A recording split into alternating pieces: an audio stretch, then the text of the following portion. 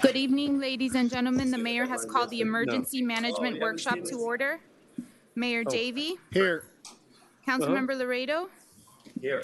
Councilmember London. Here. Vice Mayor McCormick. Here. Councilmember Moss.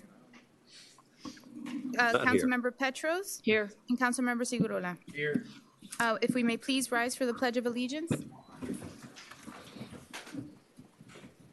I pledge allegiance to the flag of the United States of America and to the republic for which it stands, one nation, under God, indivisible, with liberty and justice for all. Okay. I wonder if we can have a minute of silence or something for the 12 public employees. That was what I wanted to actually you. talk about. I think the first thing is, look, it's getting ridiculous in this country what goes on. I had a good friend of mine had a stepdaughter at Newtown.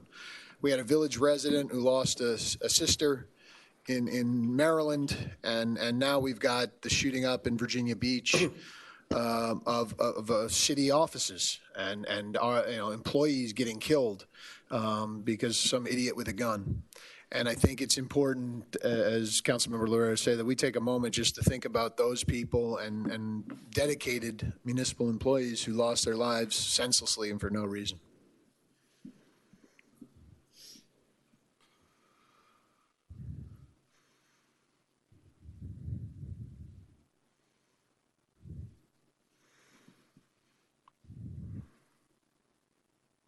Thank you.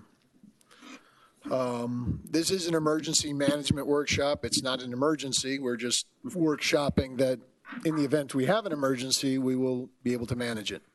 So with no further ado, Madam Manager, if you would take the helm. Yes, good evening. Thank you very much for having us be able to present this evening.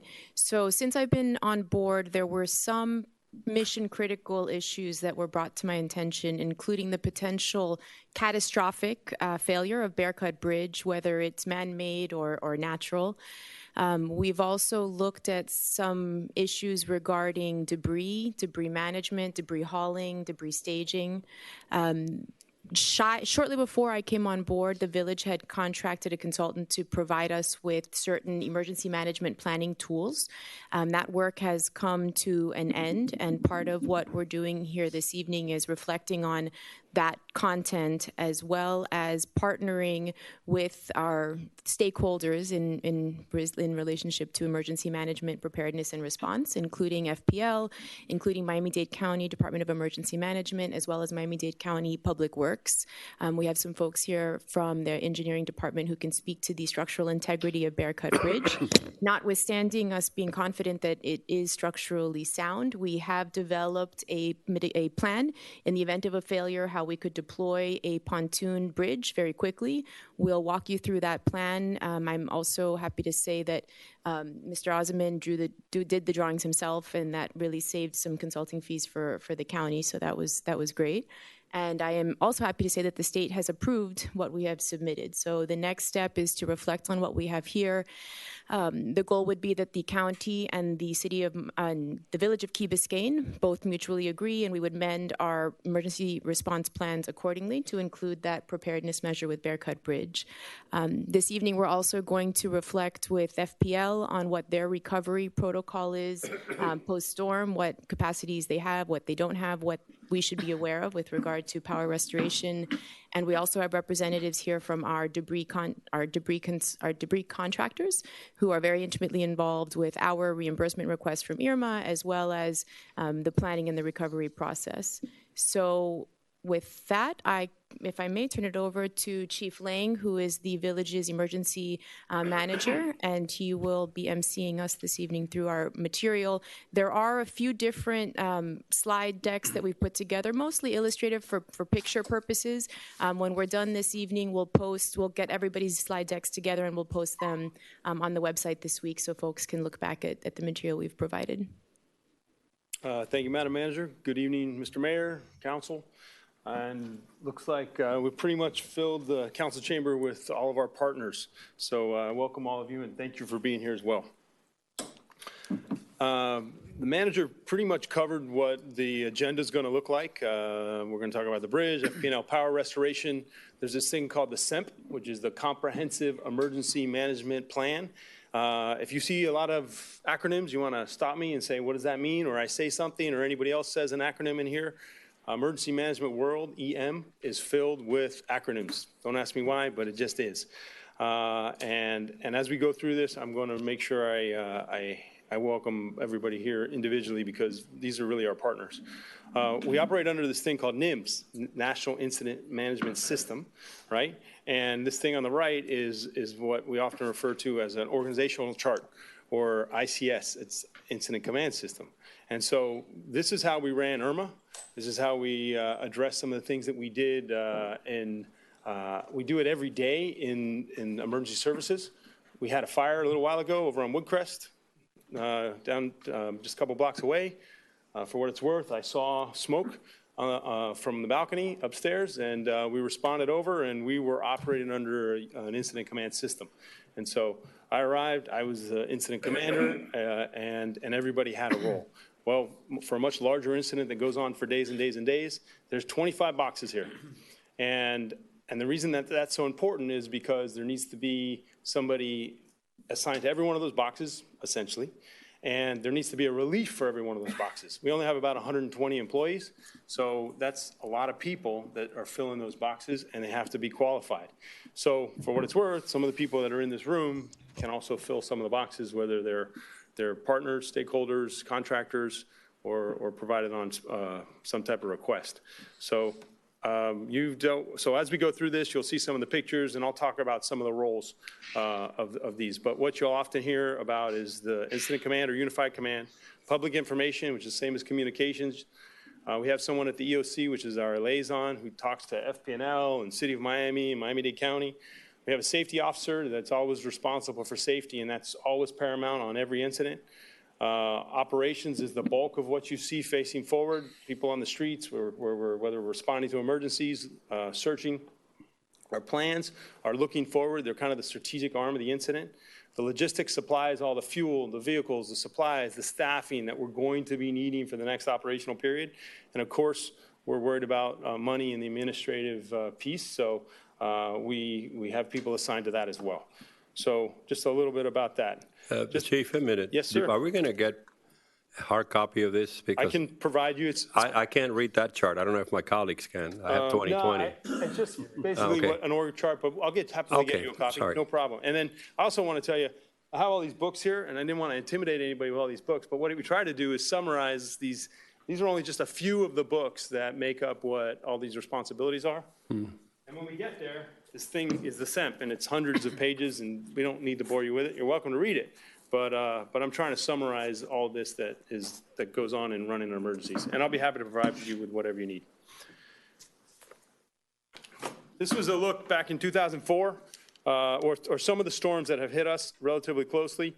And it's a good visual. Anytime that the waters are looking like this and the weather's looking like this, we're paying attention.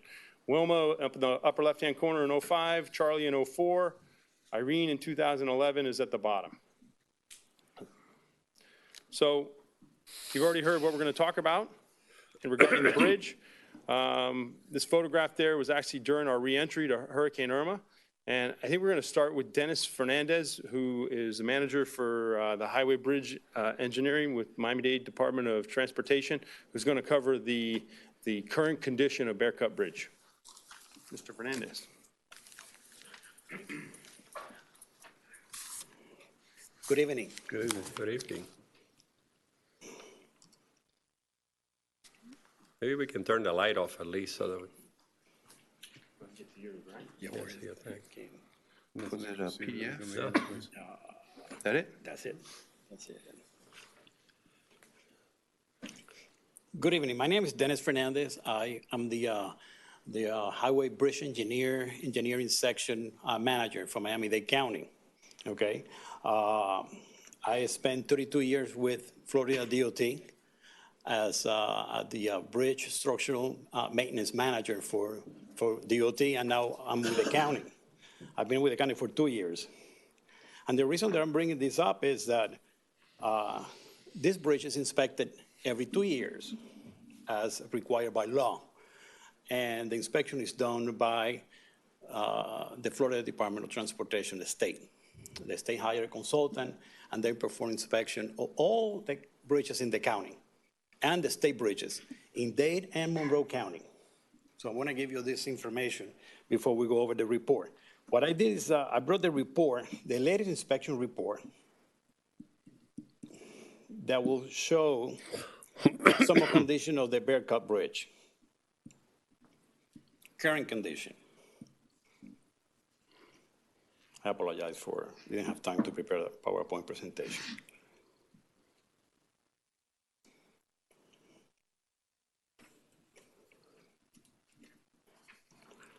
Okay, I'm gonna talk about this next page with actually describe the condition of the bridge. As you can see, this bridge is not a fracture critical bridge. It's not scour critical, and the bridge is not structurally deficient, although there's some deficiencies on the substructure portion of the bridge that I'll go over that now. But the general condition of the bridge is good. The sufficiency rating of this bridge is 68 out of 100. 100 is the rating for the bridge to remain in service. That's 100. 0 is that is not in service. The health index of this bridge is 88.8. What that means is if you have a bridge with a rating of 85 or less, some repairs need to be done. It's not necessarily that the bridge is structurally deficient. It's not necessarily that the bridge is going to fall. The bridge is structurally sound, okay, with the exception of some repairs that need to be done. And I'm going to go over what the county has in mind, a short-term and a long-term plan. If you look at the deck, which is the riding surface, it's a 7, which is good. The rating is from 3 to 9. 9 is excellent. 8 is very good. 7 is good. 6 is satisfactory. 5 is fair. Those are the ratings. The superstructure is in good condition. The superstructure is everything is below the riding surface, the deck of the bridge.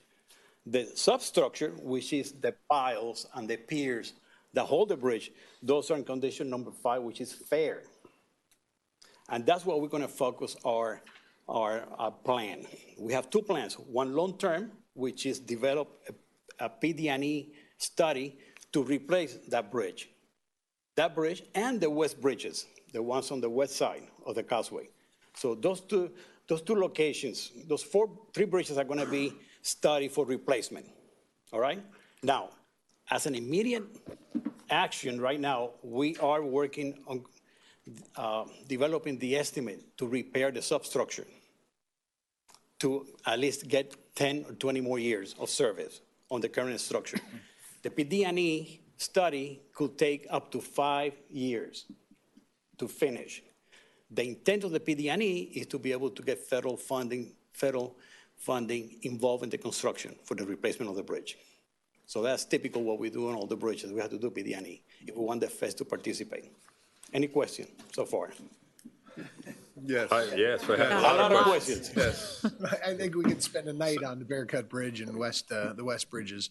Are the plans prepared for those bridges, or are you doing that now?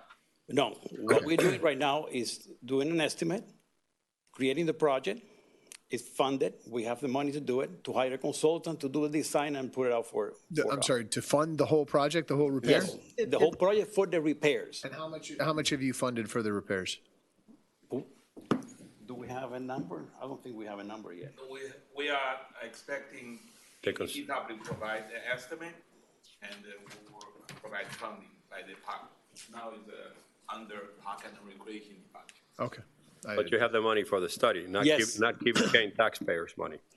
No, Part we of have it's the our- money for part of the it's our study. taxpayers' The money. It's county- The money it's for the county study land. is there. Okay. Yes. Excuse me, sir, you said that the substructure, piling, grade beams, pile caps, et cetera, are fair to poor, I assume. Fair. I said what was it fair. based It's on? not poor. What was that based on? based on the condition of But when they rebuilt the bridge, I guess it would be the north half of the bridge, the old structure. yeah. At that point in time, they hadn't, to the best of my knowledge, had investigated, they assumed, and basically was no reason to assume otherwise, that the pilings below the water line were good, as most pilings below the water line are good. So why all of a sudden now have we come back and say, well, maybe they're not so good? No, let me show But you. the Let me fact show that you some just because pictures they're so I old. explain that to you. Those piles, which is the columns and the piles on those on the bridge. I'm going to show you some photos right now. On the water, they're in good condition because That's what they're I'm on the talking about. water. Okay. So you're The talking problem about is- from the pile cap grade beam above? The problem is above water on the splash zone. That's what you have. Get wet Right. and dry, get on wet, you get Right, I corrosion. understand. And that's what the issue is with corrosion. Now, some of the, some piles were repaired, but some of the repairs were not effective. So our plan right now is to repair those piles and add cathodic protection, Okay. which will improve and will allow corrosion not to be so aggressive. I'm going to show you some pictures of what the worst deficiencies that we have on the bridge, on the substructure. Those ratings that you have from June 2018, are those the same as the ratings from 2016 when I'm you glad did you it asked 2 that. years before? I'm glad you have that. I look at the previous inspection report, and those are the same ratings since 2010. So since 2010, we got the same rating for the deck, for the superstructure, and also for the substructure. Same ratings. So that means that the deficiency have not increased. Okay? And that we haven't fixed it, And we haven't fixed it, correct. or the county hasn't fixed it. Sir, not to make your report any shorter than it need be, but wasn't our basic concern at this point in time, not with the pilings being bad or the deck, the superstructure, everything's pretty good, but rather having a force 3, 4, or 5 hurricane hitting a broadside? And have they evaluated that? Because I think that's what we're really concerned about, Yeah, more and- so than the technical things. I'm going to say Will we this. withstand a Yeah. 3 or 4, forget 5, but I'm a going to 3 say or 4 this. hurricane? Right after Irma, we deployed divers to look at the condition of the piles of scour, because that was our main concern for Right. all the bridges. And to my surprise, there was no scour, did No not scouring. affect the scour at all, zero. Good. Now, So I'm what talking conclusion? structurally, the Structurally. force of the water, assuming it was 90 degrees, assuming the worst perfect storm, whatever. So here's your bridge, perfect storm coming at 90 degrees. Would we withstand? I'll tell you this, looking back, different hurricanes, and you lose the road before you lose the bridge. You will lose the approaches before you lose the bridge. I understand. So the bridge, Yeah. we're not going to lose the bridge. I'm confident that we're not going to lose a bridge. Okay, fine. I didn't think so. So Just for you to say. this is a picture of typically the deficiency. This is an area that it sounds hollow when you hit it with a hammer, and it's identified as possibly an area that needs to have repairs.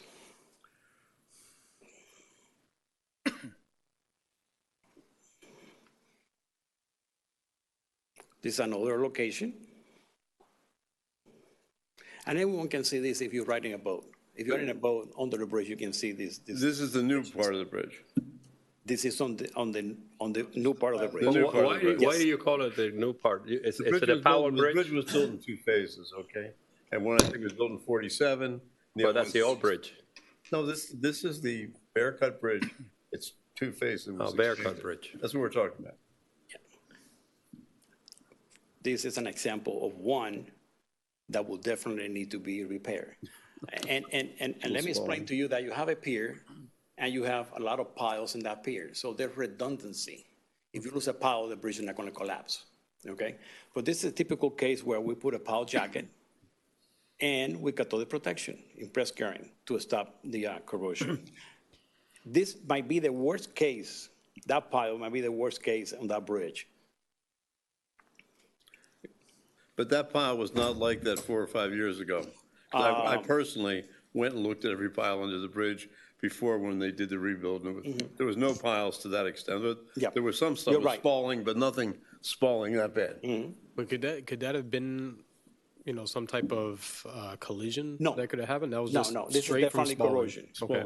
Corrosion. What it is a corrosion.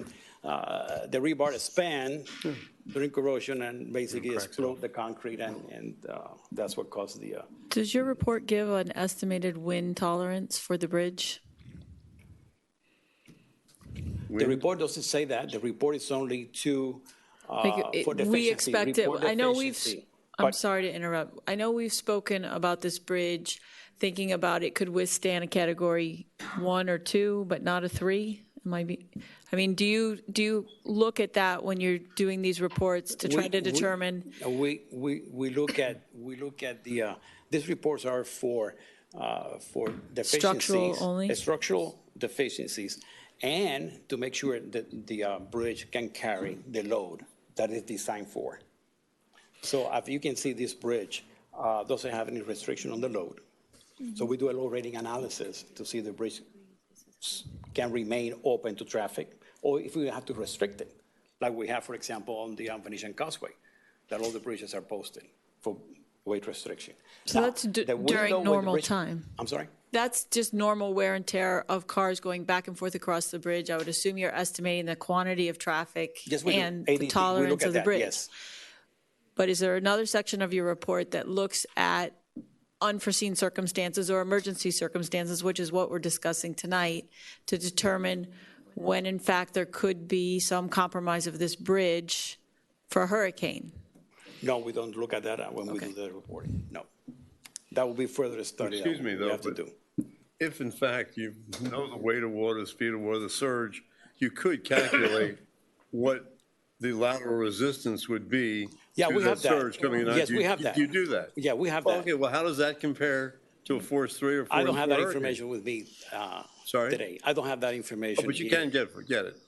You have the. Yeah, we can get that you have the information from the plans, So yes. they just don't have the report. Yeah. That's what you want.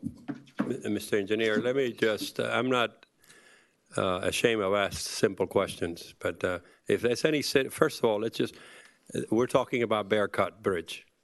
I mean, we have a problem communicating to the regular citizen. So this is the Bear Cut Bridge only, correct? Correct.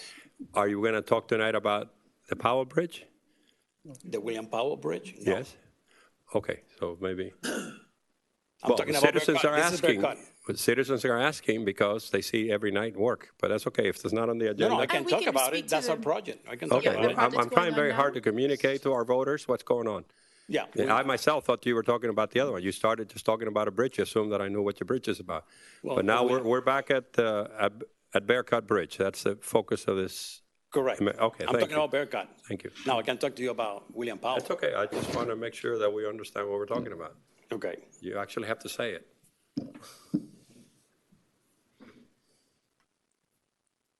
This is typically some of the deficiencies that we have.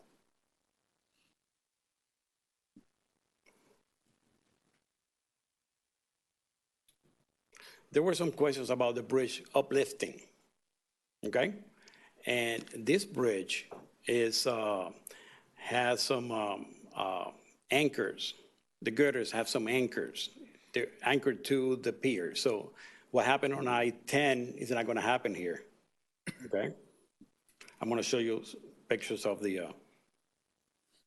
The orange paint, is that where there are issues and you're highlighting that? where it's hollow, the concrete is hollow, and we might have, typically what we do is, that area is so cut, clean, and we get to the metal and see how the metal is, and we fix it. Replace the metal, the rebars, we have to splice it and put the concrete back as a patch. Do you do repairs on this bridge every year or after every inspection? Or you just do We one big identify one? deficiencies, and then we put a project out for the repairs. Okay. It's what we're doing on William Powell right now. These are the anchors I was referring to.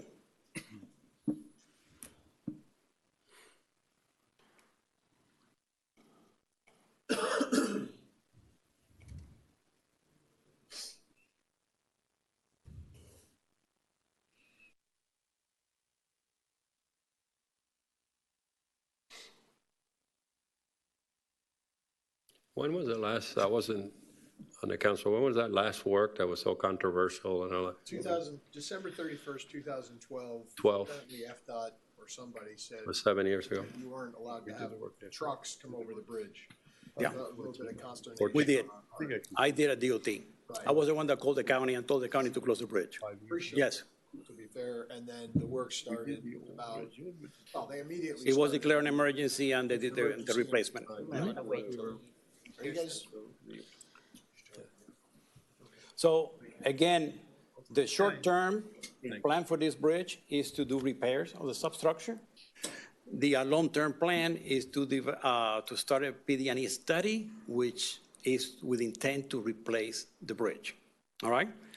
What we're doing in William Powell right now is we're doing replacing all the expansion joints of the bridge.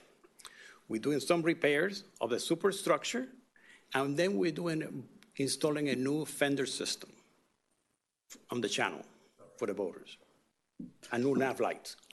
Real quick question. They reduced the speed on the William Powell Bridge probably 3 or 4 months ago to 35 miles an hour. Is that specifically for these repairs, and will it go back to 45 miles an hour, or do you know why that happened? That I have to check on that. That was, Okay. if that happened, was done through the traffic engineering section.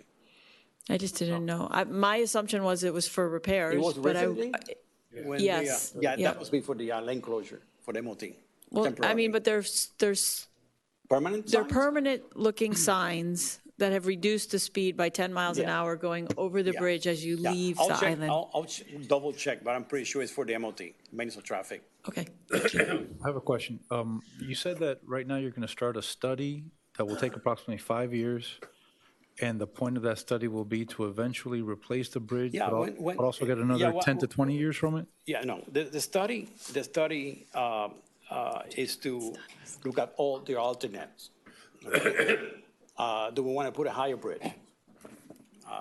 Is this bridge okay? Do we want to add the Z-plan to it? I mean, there's a lot of alternatives that you looked at because it's required by the federal government in order for them to participate.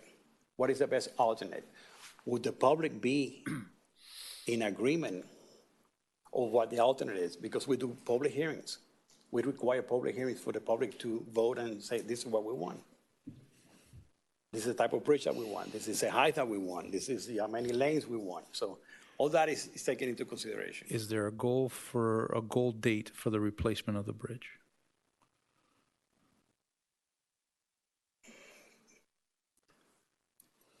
Not in your lifetime. No, well, no, don't say that. Don't say that. We're working on, we're talking Don't about say that. I that. want to give you an example. The Tamiami Bridge, we went to PD&E, we finished PD&E, and then we have the final alternate, and then we advertise, and the bridge is open now to traffic. So, and it was about 7 years. So, But is the plan to squeeze as much life out of this bridge as possible, or is it continue repairing it until in the foreseeable future it will be replaced? Which avenue? we, you know, my office is in charge to make sure that bridge is safe.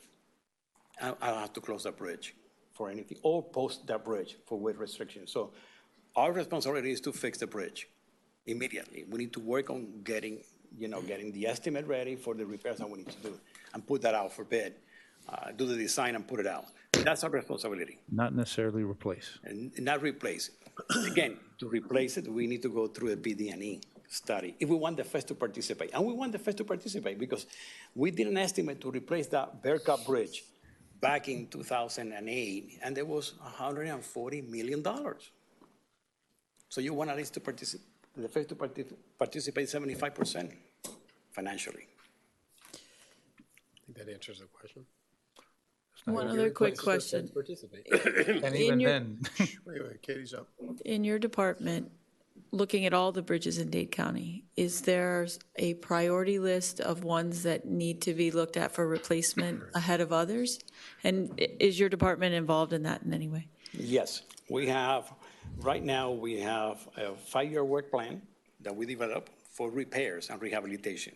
Now, for replacement,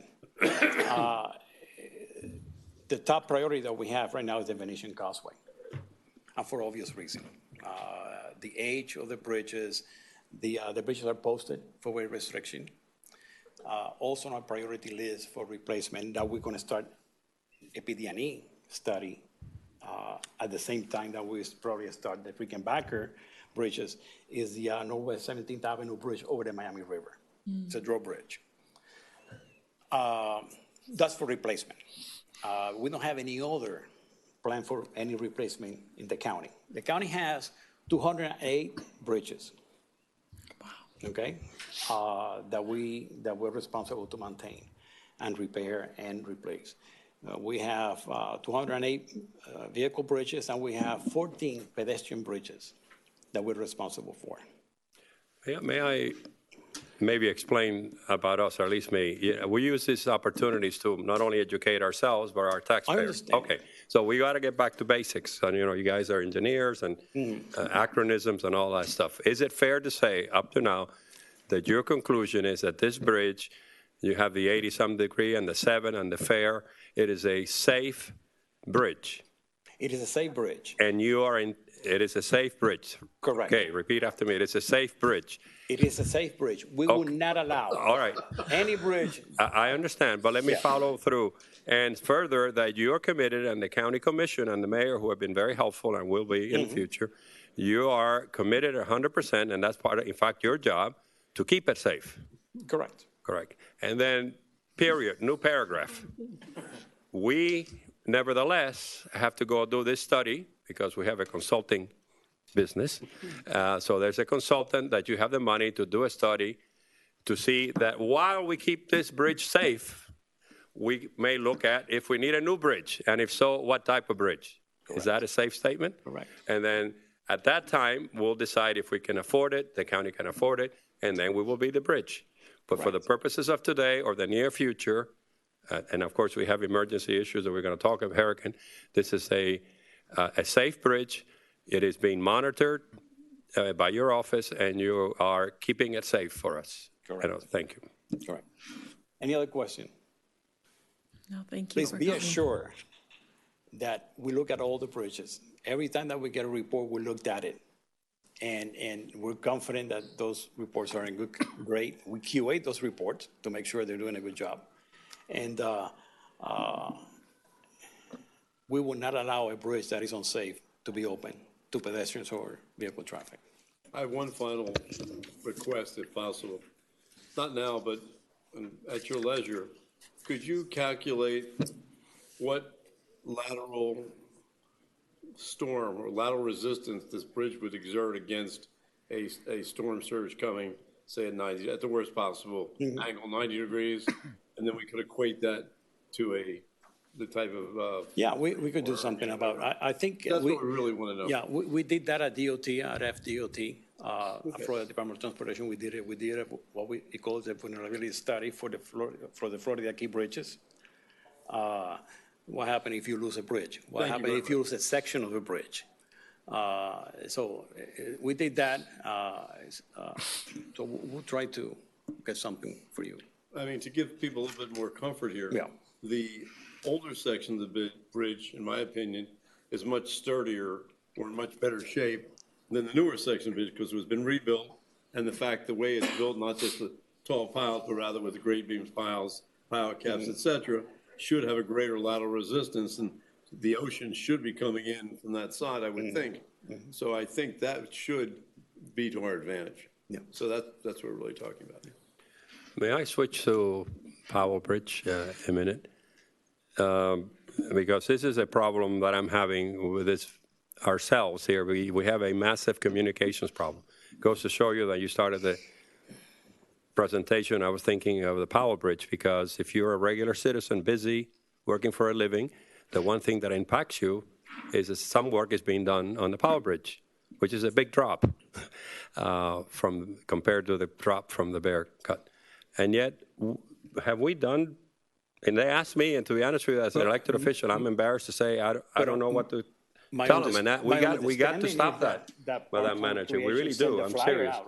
Oh, we do have the flyer out and also Yes, Yeah, you we have. did share it when the project started, and we had sent out a constant contact, but we can But I look mean, at as a ways. regular, do we do anything for the regular people to know what's going on? There's a pretty good chain, and maybe we can look at it. But right now, Jimmy Martinchek from the county sends us regular updates whenever there is a race or work being done on the bridge, and then we put that in our constant contact format, and we send that out to our residents prior to the work commencing. So maybe one thing we can do is periodically, throughout the work, if there's an update or an additional lane closure, maybe Well, we I can. think Jimmy's doing a great job informing you.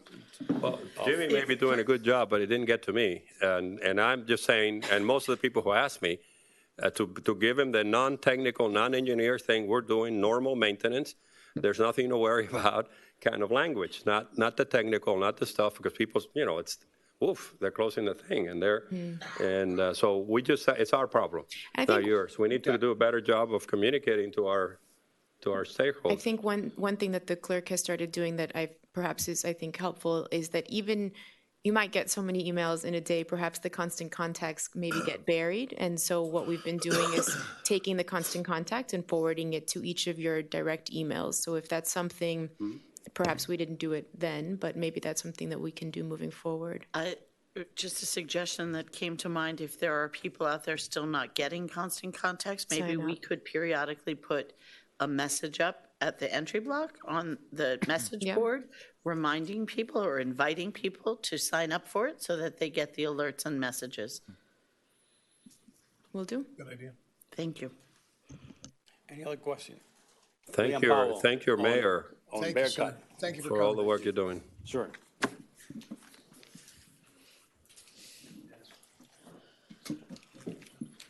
Just again, thank you to Dennis and also Lynn Lee, who was joining him from the Parks and Recreation and Open Spaces Department. So thank you. I'm going to ask the emergency manager, Frank Rolson, to join us up here. And we've been working with emergency management with the county to specifically talk about if we had a roadway failure and how we would mitigate crossing the whether it's Bear Cut or, quite frankly, any of the bridge spans. And so Frank can go into that. And he's a longtime friend of the village, a longtime public servant, and somebody who's highly respected. So I welcome Frank back to the podium. Thank you, Chief. Well, good evening. Good evening. Hello, Thank Frank. you for coming. Hello, sir. How are you? Good to see you again. Good to see you. It's pretty sad as we started out this meeting, and us that are in emergency management are spending more time now with Homeland Security and the FBI and FDLE dealing with these issues and preparing for what we hope will never happen, but just as we see around the country, it is happening every day. And so we are involved in it. I want to make you aware of that. I get a briefing every day from the Homeland Security, sends me a briefing of things that are happening, not just in the United States, but all around the world. And it's a scary scene out there with the stuff that we look at. But we are working on it, and we are preparing so that if in the event that we do have such an event, that we are prepared to the extent that we can. I can tell you that in our meetings with the Dade County Police Department, there will be no hesitation in entering these buildings. They are fully trained and aware to enter and take whatever action is necessary. So that's the move that we're on, and we will have reunification centers and that type of thing set up in the event that we have to respond to some tragedy like this. So let's talk about a happier event like the bridge collapsing. So we have been working diligently with not only with your staff and with the state of Florida and with the federal government also in coming up with a plan that will be acceptable and something that we can put into action fairly quickly. And I think we've gotten to that point. And basically, there are two scenarios of how, or causes of action that would cause that bridge to come down. The first, you need to be aware of that if the bridge goes down because of neglect, which I don't see any probability of that, but that you need to be aware of that FEMA nor the United States military will take action dealing with that bridge in the event that that's the cause. And again, that's in the political arena, and you know how that works, but that's their position at this point.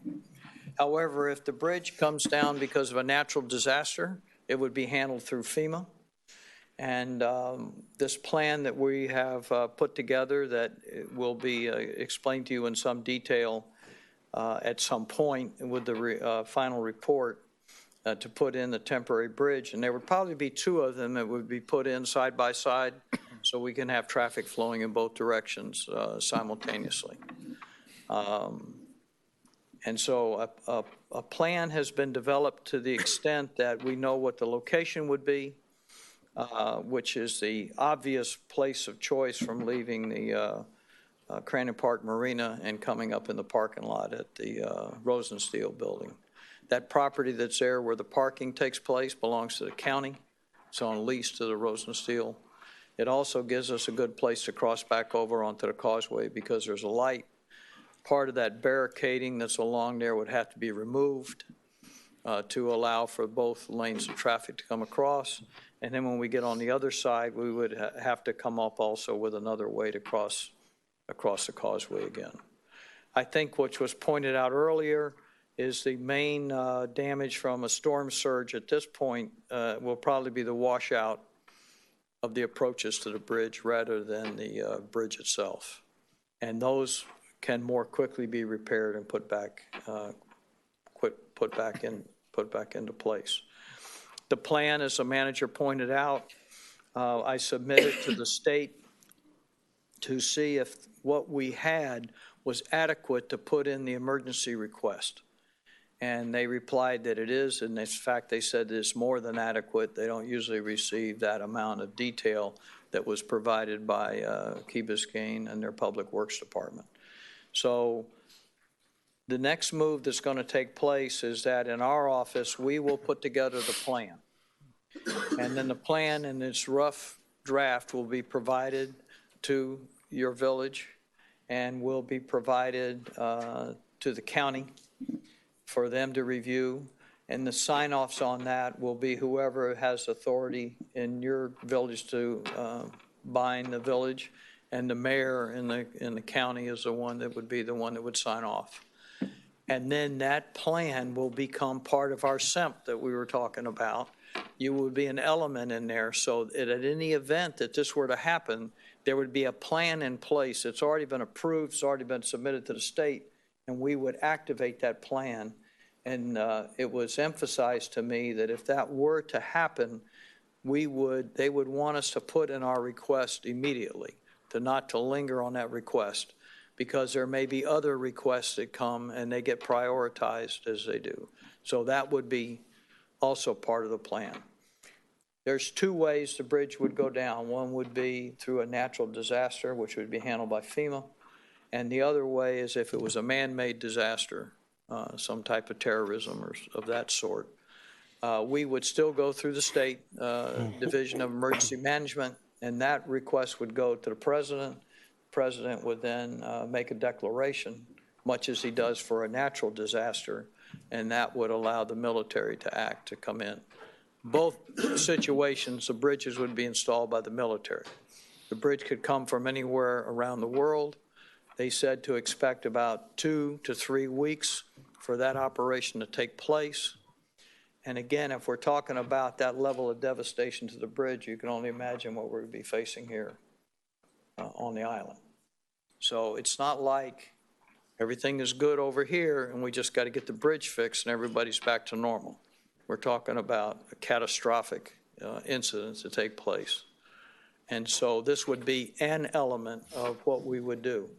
Also, there is work being done through your police department, Metro-Dade Police Department, Coast Guard, about immediate emergency actions to take place as far as relief and that type of thing to get here to the island before we get the bridge back in.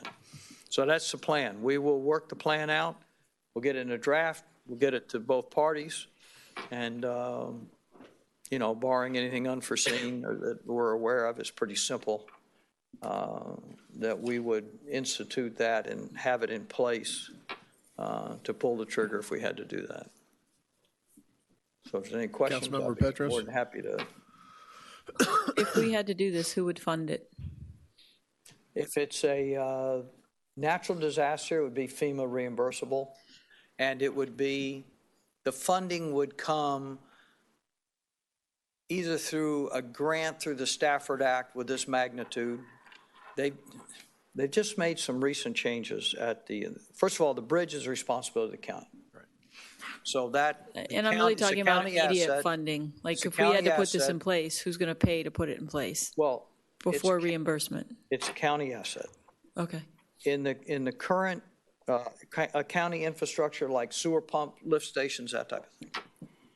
In the current system that we had under Irma, the people that ran emergency management for the state required 100% audit before they would start to release funds. And that's, I'm sure you all are probably facing some of that right now. Everybody is. The current administration that has come in has changed that with the blessings of the governor to where once you put your estimated damages in, they will fund up to 50% of that up front. And then from that point forward, you submit your documentation that supports that first draw of 50% before you start to draw on the other half. So that will be a big relief. I would assume this will be a project of that same magnitude. As far as the cost of the bridge and through the military, because the military will be doing it in both ways, it will be an expense of recovery in the whole operations, much the same of any other asset that has to come or event that has to be built or whatever has to be restored. And it would be an expense of the county that would have to be reimbursed. May I ask him? Yeah, just to clarify, follow up to her question, the bottom line is there's cash somewhere to get it done, irrespective of the reimbursement. The Stafford Act is a reimbursement plan. I understand, but in the meantime, on day one, the Army Corps of Engineers is moving to rebuild the temporary bridge. Well, I thought it would be the Army Corps also, well, but I've been informed that it will actually be the military, whether it's the Army or the Marines or the Navy. There are different bridges that are out there, and that will be the people that put it into place. How it's paid for at that time is not the same as if you bring a contractor in to do debris removal who's looking for their, putting Frank, in what their, I'm trying to get at for the citizens again is that they will get done. It will get built irrespective of the reimbursement process or not. We're not going to have an emergency shutdown of the bridge and discussing grants. And then have a battle over who's going to fund it? Exactly. No. Listen, So it's a responsibility of is the county. Okay. The county is responsible to put that asset back. So I would, and again, I'm making an assumption, but I would assume that we put in the mission request, the bridge will come, and there's a video that you're not going to see tonight because the one we have is not, it's the same as that we'd get here. But I have one that I will supply that you can get and you'll be able to see. But a typical bridge to put across that span will take maybe an hour once the operation is in place. It's very quick. And they put it in place, and the type that you will have because of the current going back and forth, which is pretty treacherous through there, is a system whereby there are power motors on each section of this bridge that go in, and they are tied together with computers to where as the tide moves, that bridge moves in unison or resisted. So you don't have this type of a thing going on. It keeps it steady with a GPS location. It's pretty sophisticated how it goes. So Frank, it will get done, right? It will get done. In 1 hour. You got to have a little faith. There's always a leap of faith with these things. We know that. But I mean, we will have in place a plan now instead of everybody scratching their head when it happens. We're going to activate this plan. That plan will become a part of the multiple volumes that he talks about here. We have quite a few more of those at the county EOC. We pull out the plan and we activate it. Thank you. One last quick question.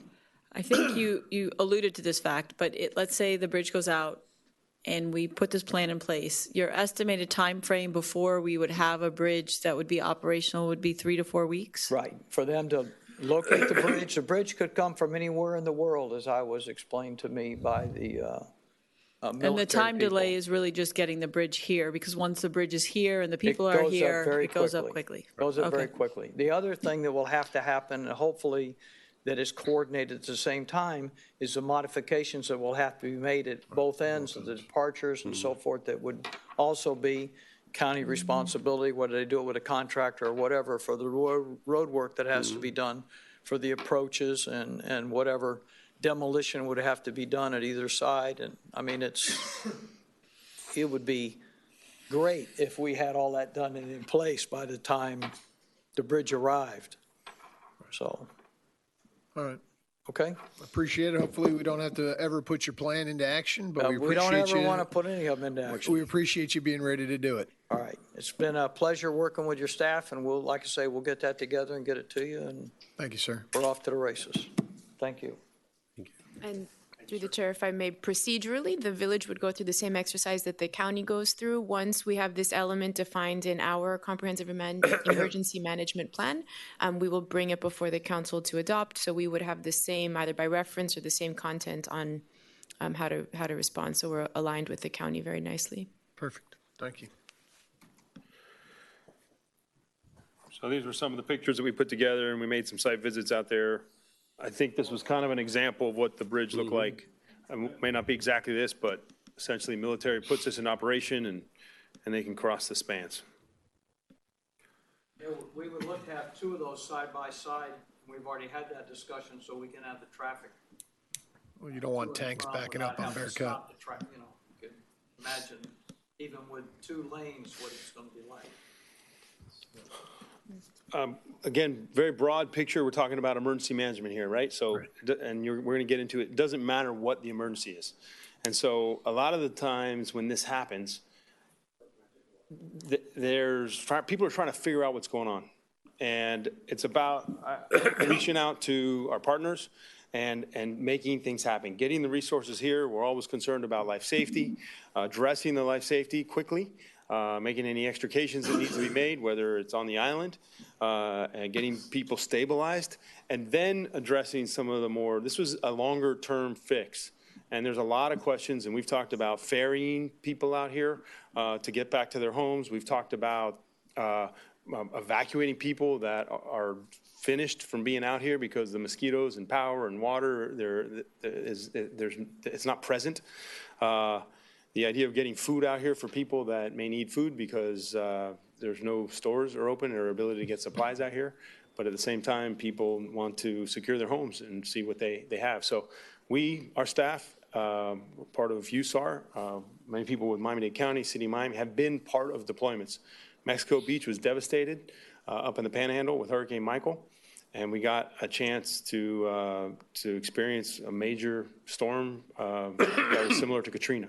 And they compared that disaster to Haiti, which our responders went to, and 9/11, the Haiti earthquake, and 9/11. So we have experience, and we know how to address it. And one of the things that I want to try to get accomplished today is managing expectations, because sometimes our expectations get too high. And as we get back into some of the slides, I'll bring that back up. One huge expectation that I think we always struggle with is power, right? And that happens a little bit more frequently. And again, people always come up and talk about heroes. I think these guys from FP&L are heroes. They work tirelessly. It's a very dangerous job, and they're consummate professionals. And we actually sit right next to FP&L in the Emergency Operations Center, and we literally can reach out and touch them and say, come here, need to talk to you. What can you do to get us power really quickly? And I personally believe through our relationship and our experiences that we have gotten excellent service. From a quantitative perspective, we've had our power restored very, very quickly, even in the worst scenarios. If I remember once, there was somebody on council that had their power out for quite longer than they wanted it to be. And I think you might have been the last person restored on the key for one of the storms. Remember that?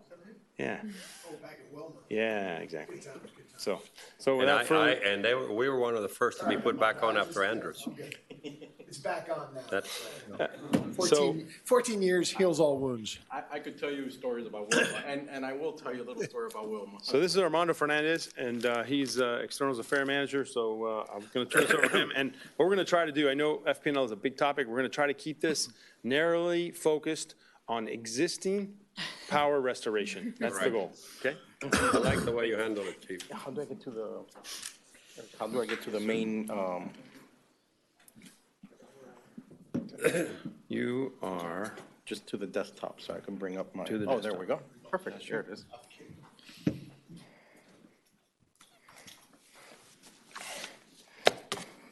Good evening, everyone. My name again is Armando Fernandez, Florida Power and Light External Affairs Manager. Thank you so much for inviting me to be here with you this evening.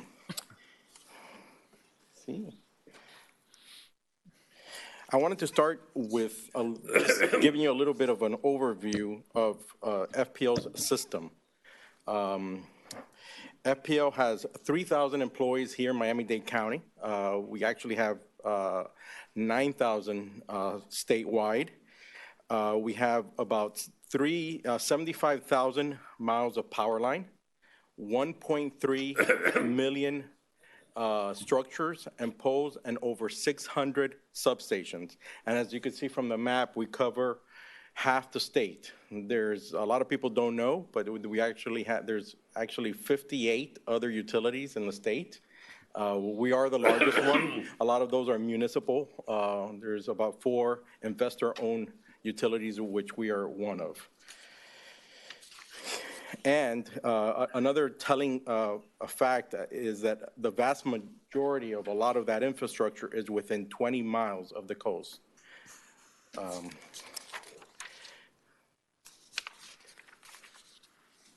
So for our customers, so what are we doing to ramp up for storm season? We are strengthening our system and making it more resilient.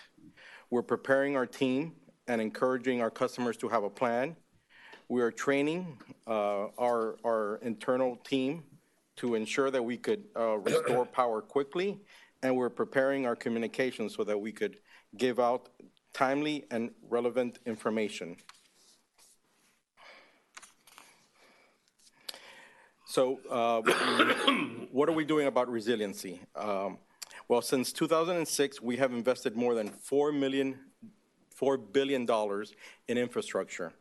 We have inspected 1.2 million poles. We have hardened 47% of our main power lines. That is what we call our feeder lines. And we have cleared 15,000 miles of vegetation annually. Now, for perspective, if you take all the vegetation we've cleared in the last 10 years, that's about 150,000 miles, which is 6 times the circumference of the Earth, just for perspective. So we've cleared a lot of vegetation. And we've also made our grid smarter. We have deployed over 5 million smart meters. We have installed more than 110,000 intelligent devices. And those devices actually could sense power outages and reroute power to minimize interruption to our customers. And we have established diagnostic centers throughout our service area, and these folks are solely dedicated to seeing the grid, seeing where there is an issue or a potential issue, and in some cases, seeing an issue before it happens and being able to address it before it causes an outage. FPL trains for hurricanes every day of the year. FPL every FPL employee has a storm role. And in addition to our normal job. So when we go into our storm duties, I am an external affairs manager, but during storm, I become an EOC spokesperson. So I work out of the Miami EOC and work with the Hialeah EOC. So we switch up roles. Everybody at FPL has a storm role. Our functional training starts in the first quarter of the year, and it culminates in May when we do what we call a dry run. And for 1 week of the year, we simulate a hurricane.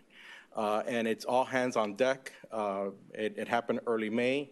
We have our partners come in, the Department of Energy, EEI, the National Guard, and we simulate a storm, and we throw unexpected issues at our employees to see how they deal with it, because we always have to plan for the surprises that every storm brings. We also work very closely with our local partners. We work with our EOC managers in the county. And this is very important because we have to work with them to identify the priorities. Every county has different priorities, and we work very closely with them to identify, obviously the hospitals, the 911 centers, the fire stations. What are the key, what we call critical infrastructure that needs to come up first? And that's what we concentrate in the beginning of the storm. We also have wait, let me see that we also work very closely with the tools for our customers. And, wait a minute, this is out of order, sorry.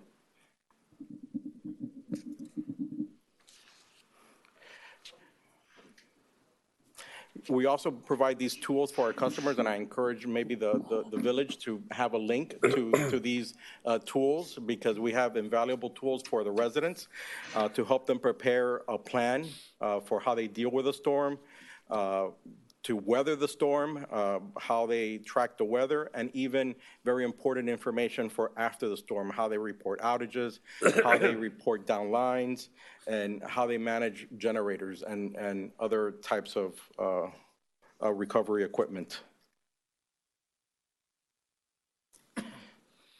So how FPL has a storm plan. FPL has a comprehensive storm plan that focuses on readiness, restoration, and recovery. Like we say at FPL, every day that we're not in a storm, we're preparing for one. As you have just heard, we have spent billions of dollars in minimizing, to help minimize damages and prepare for storm season.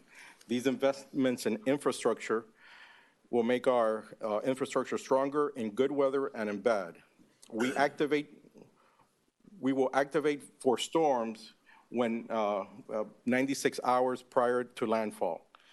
After the storm has passed, we will follow a predefined process and continue to follow that process until everyone is back online.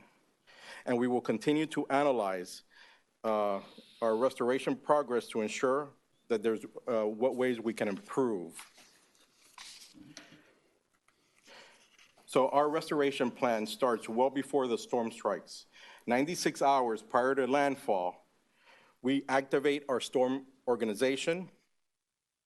We work with our meteorologists to start analyzing damage forecast.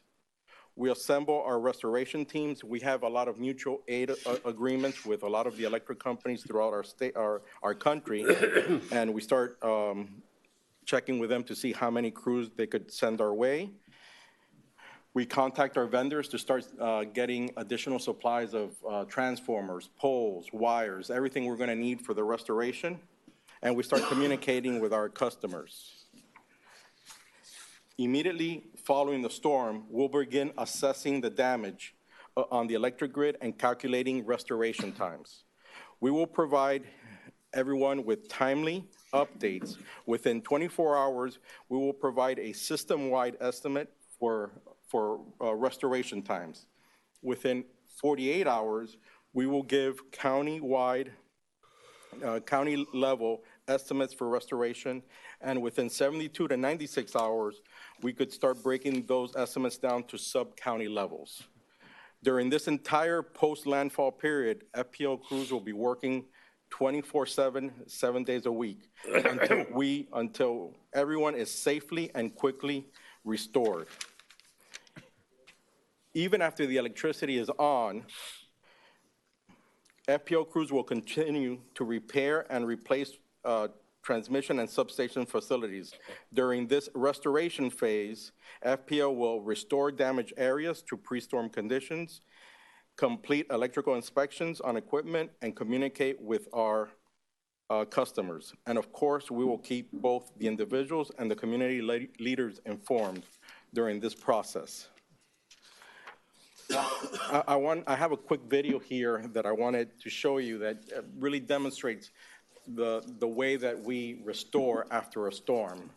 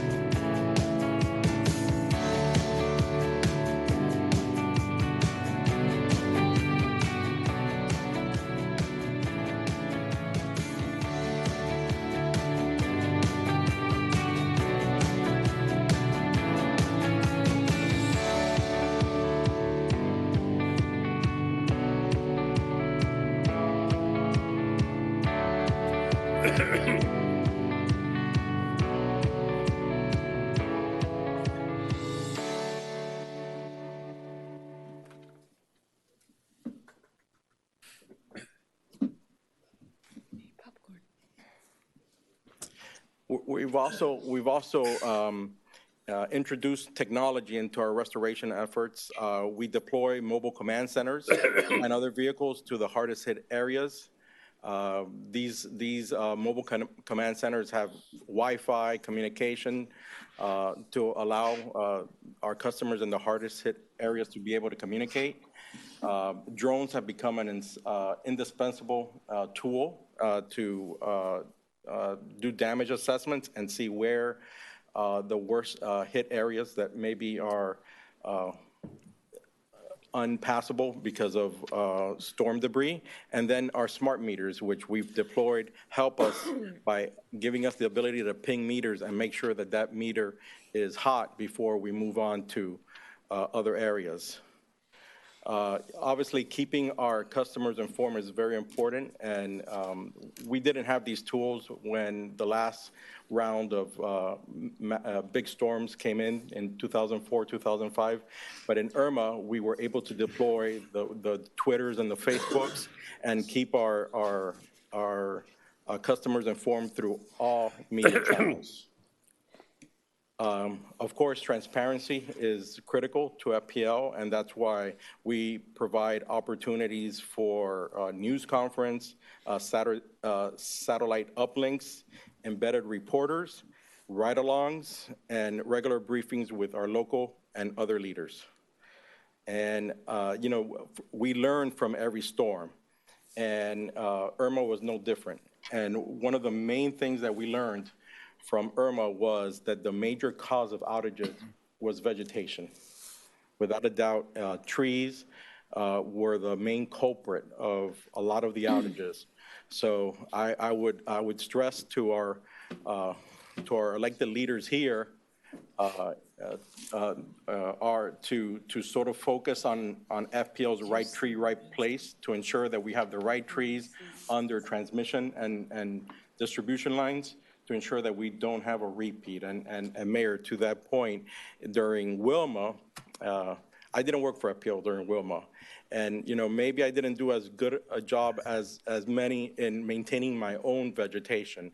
And what happened to me in Irma was the winds whipped the service drop, the line that goes from the house to from the pole to my house. So in FPL's term, that's what we call a single no current. So it's one customer out of power. So even though my community got power within 3 days, I took 2 weeks and a half. Because they go through the priorities, and we try to restore in chunks, the bigger chunks, and then work our way down. So single no currents, as you could imagine, are way down on the list. So all right, for the record, statute of limitations is run, but my neighbors also were not without power. We're not with power, so it wasn't a single occurrence. The chief is mistaken in his recollections. May I ask you something? I know this is very generic, and yes, I appreciate it, but do you have anything specific? Since we are very unique, we're an island. You saw the issues with the planning that is going on with the bridge, specific to Key Biscayne, that you can do, you have in plan, or you can do to help us in the event of a hurricane? Council member, like I referred to, we have a very specific process, and as the video shows, obviously we focus first on our power plants and our power lines to make sure that we can deliver power safely. And then we move into the larger communities. I'm sorry, first, and then we move into our critical infrastructure facilities, which are your hospitals, your 911 centers, your fire stations, your police stations. And then we start doing our feeders. And if you're lucky enough to live on a feeder, you'll come up, and then we move on to our laterals, and as we move down. So the short answer is no. No. Exactly. Okay. The short answer is you do not have a specific plan to address our uniqueness, being an island, et cetera, et cetera, et cetera. No. And could you conceivably look at that? I lived here lived through Andrews while I was sitting in the Public Utility Commission. Right. And do you have any possibility within that whole structure of taking a look at it? We could definitely look at, see if there's anything we need to do differently for the village, because it is a barrier island. Right. I think you should. Mm-hmm. Okay. Any other questions? Thank you very much. Oh, thank you. Mm-hmm. So thank you, Armando. So from personal experience of anytime the power goes off, that's one of the times my phone blows up. And I hate to give away my secrets, but I will happily do it. And so when the power goes off, what I do is I go onto the website and I look for the outage maps for FP&L. And if you've never been there, you can pretty much zoom in onto Key Biscayne, and it'll tell you exactly, with little triangles, exactly how many customers are without power. And it also tells you what, from my experience, pretty accurate power restoration times. So one of the things that we'll also share with you is that link to that website. And if the power goes out, you can try it and let me know what your experience is.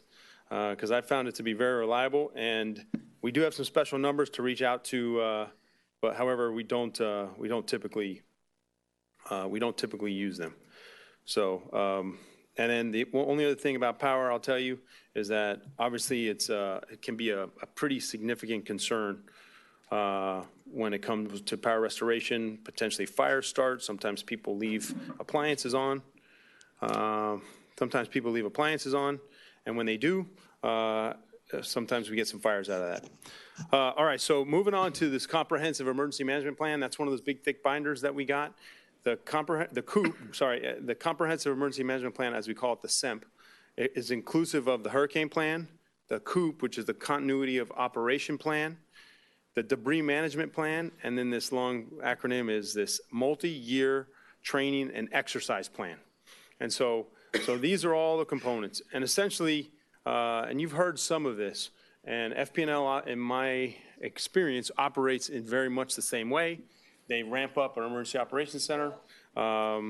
We declare a local state of emergency here, which allows us to do some things with procurement. Our SEMP follows our code, the village code. We activate an emergency and incident management team, which is that organizational chart that I told you about. And essentially, we start to drive our incident through, it's a very objective-driven incident, driven by safety, and depending on what phase of the incident we're in, whether it's a preparation, response, or recovery phase. If I'm not mistaken, Armando said they start planning 96 hours ahead of an incident. Well, they're a lot bigger than Key Biscayne, and they cover a lot larger area. If Florida's going to get hit, FP&L is activated. I hate to say it like this, but sometimes if we're in the cone, it's like a drunk guy throwing darts, and you never know where the hurricane's going to hit, but we still have to be prepared. Just another view of the cycle here, and this is directly out of our comprehensive emergency management plan. Right now, we're preparing, and nobody wants to do this, and I know we're here longer than probably we want to be, but it's so important because when that unfortunate incident strikes, this is where all this pays off. The response phase is actually when I would include our response phase as part of the evacuation, part of our reentry, and then after we get through this search and rescue piece where we make sure life is all accounted for and there's no rescues, we move into a recovery mode, and we're constantly talking about mitigation. You're talking about mitigation right now with underground power lines. Councilmember Moss, I know we talked about raising the streets. I know the manager's working on stormwater and all sorts of things. It's just part of another acronym, a local mitigation strategy. This is an example. May I interrupt you before on FP&L and Madam Manager? As to his plea to us that we enforce the type of trees in the easement in the back, how do we trigger that? Do you report to her that people are not doing the right trees, or are we proactive or are we reactive? Because that would be a big, if the biggest number of downs are on the three things, as I remember your statistics, how do you? Council member, we could absolutely provide some information to the village on where we have critical palms or critical trees that are service affecting. But you do it now. You're doing it right now? Yeah, our vegetation management folks have these lists because sometimes we try to clear, and unfortunately some residents say, you're not coming in my backyard, or you're not going to touch that tree, so we leave, but we absolutely have records of, and I think the last time I checked here in the village, there's about 293 violations? Trees that are service affecting. Could you provide that most current list to us, please? Sure. Thank you. Well, if I hadn't asked this question, it wasn't in the system to notify us? We've provided that in the past to previous administrations. Well. How often do you update it? I believe on a month, on a yearly basis, it depends. I wouldn't want to speculate, council member. I would have to defer to our vegetation folks to see how often they update it. Is there a process in place where you come out here, you look at the trees, and then you tell us what trees are in violation, so then we can, well, it's the responsibility of FPL to actually cut those trees as long as the property owners allow you back there. Is that correct? Correct. We have clearing cycles for feeder lines. It's every 3 years, and for lateral lines, it's every 6 years. I know that here, to the council members' earlier comments, I think Key Biscayne, just because of the amount of vegetation you have, the service center has one additional clearing that they try to do here, I think on a yearly basis. So, yes, we have that information and we could provide that. If I may, Please. through the chair, is there anything procedurally that would ever prevent you from giving that information to the village? No. Okay, Thank you. And I don't know if it was a slip of tongue, but I don't know about what is the previous administration. There's only one administration, no matter who sits up here or sits there. It's the institution of the village. We should be getting that as a normal flow of communications as Correct. partners. What I meant to say was provided to a previous manager. Anybody else? Thank you, sir. Thank you. Appreciate everything you guys are doing. Thank you. Thank you. We'll make sure we coordinate with Armando to get in touch with Public Works and follow that up. I have a note taken to that. So we've talked a little bit about this COOP, the Continuity of Operation Plan. It doesn't matter what the incident is. We have to be able to provide essential services to the village. I think when we were in the strategic planning session, we talked about these core competencies: safety, infrastructure, parks. You mentioned Maslow's hierarchy of needs. I love that when it comes to hurricanes, because it's safety, food, water, shelter, belonging, and then the self-esteem piece. So it's really, how can we provide? And it doesn't matter if it's a cyber attack, a terrorist attack. And these are some of the objectives that drive the continuity of operations: is essential services, the financial component, maintaining law and order, external communications, as we talked about, and safety. Safety continues to always be paramount when we're responding to emergencies, and it's not just for residents or visitors, but also our employees and business owners. So on to the hurricane plan, which is a component of a lot of what we're talking about. Hurricane season goes from June 1st to November 30th. There's been a hurricane every single month of the year. We're always ready. She's stepped out, but the name of the first hurricane this year was Andrea. which we already had. So we escaped that one, thank goodness. And if you remember Andrew, on August 23rd, it was an A storm. So you just never know. I have to reiterate evacuations, right? We are in a mandatory evacuation zone. The county mayor gives the evacuation. We don't give the evacuation order, and it's mandatory. And we need to continue to drive that idea that it's mandatory evacuation. We talk with our communities within the village, if you will, a lot, so the high rises, and they're in a very difficult spot. If you live in a single family home, you're making a decision for you and your family.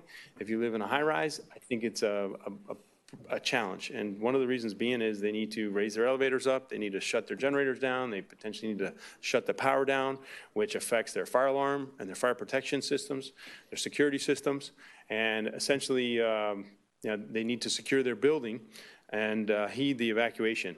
Something else that we need to make sure that our residents know is that when they evacuate, if we're in an A zone and they evacuate to a C zone, and their hotel is in a C zone, their hotel reservations may be canceled. We did see a lot of that. So our recommendation during evacuation is always try to stay with family or friends, leave early. And if you have to go to a hotel, make sure you know what zone your hotel is in. Personally, my kids went to Kentucky, which was pretty far away, and it made my life easy because once I know they got there, no matter how long it took them, they were safe, and I didn't have to worry about them during Hurricane Irma, and I could focus. And that was pretty common with a lot of other responders. So any questions on evacuations or anytime, feel free to jump in. The debris management plan. I want to spend a little bit of time here. And the reason being is this is kind of like power. We have to manage this expectation. There's an entire plan that's dedicated to this. It's been approved. It's part of the SEMP. And there's essentially the mission of that plan is to make sure that we remove the debris appropriately and that we get the most money reimbursed from FEMA. And so this is a timeline, and I'm not going to cover in great detail, but what I want to point out for Hurricane Irma, if you remember in 2017, it was Labor Day weekend. Friday, we started meeting here at the village in a pre-planning session. Monday was a holiday. We had a conference call on Monday. Tuesday, we hit the ground running.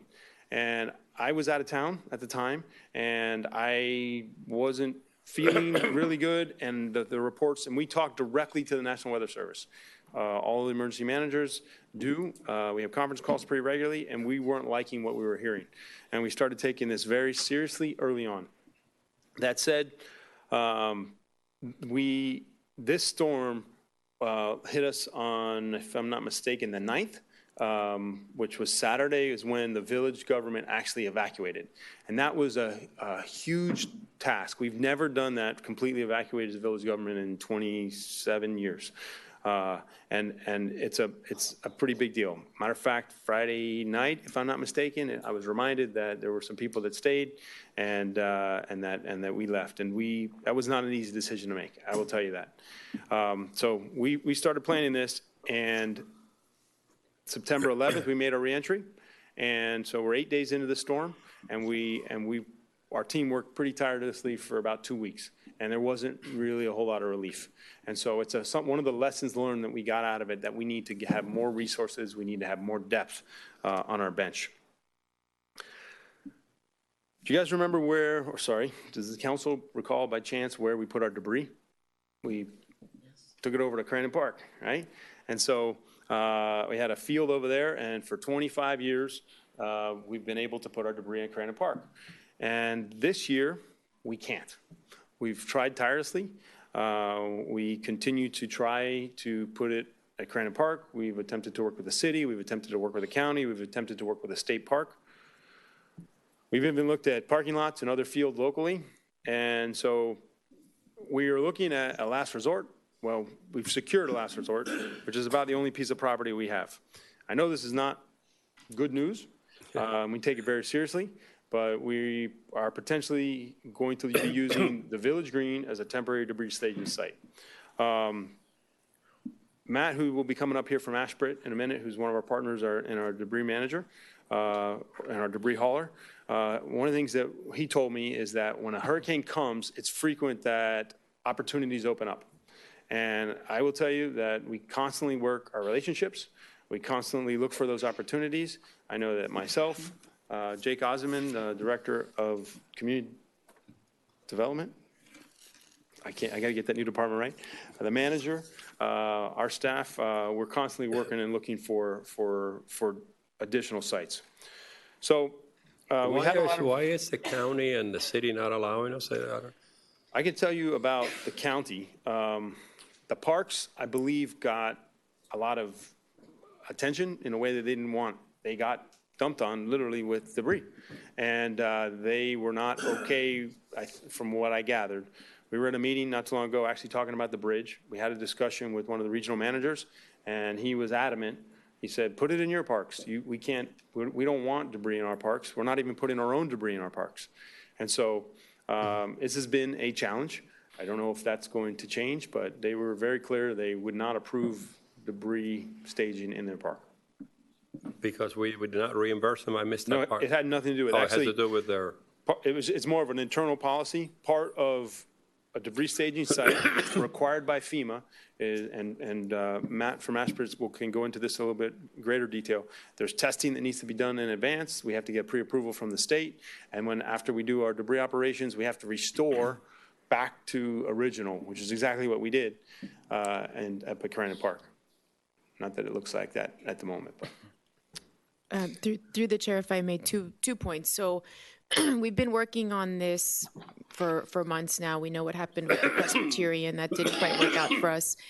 Even coming into this meeting this evening, we're still pursuing some of those options. We're not trying to take no for an answer. So we're still trying to work with the county and trying to escalate the issue to see what opportunities may exist. And then with regard to the creation of a department, our code doesn't allow us to create departments. So Jake is the director of 2 departments, but just to clarify. Okay, sorry about that. So just if you don't mind taking a look at this slide, I put some of the major partners up here because I say this oftentimes if I make presentations, I'm one person, but I have a whole team behind me, and I can request an incredible amount of assets, and there's a tremendous amount of depth to that. And when we talk about emergency management, Ashbrit is our debris hauler, who had a long-standing relationship with.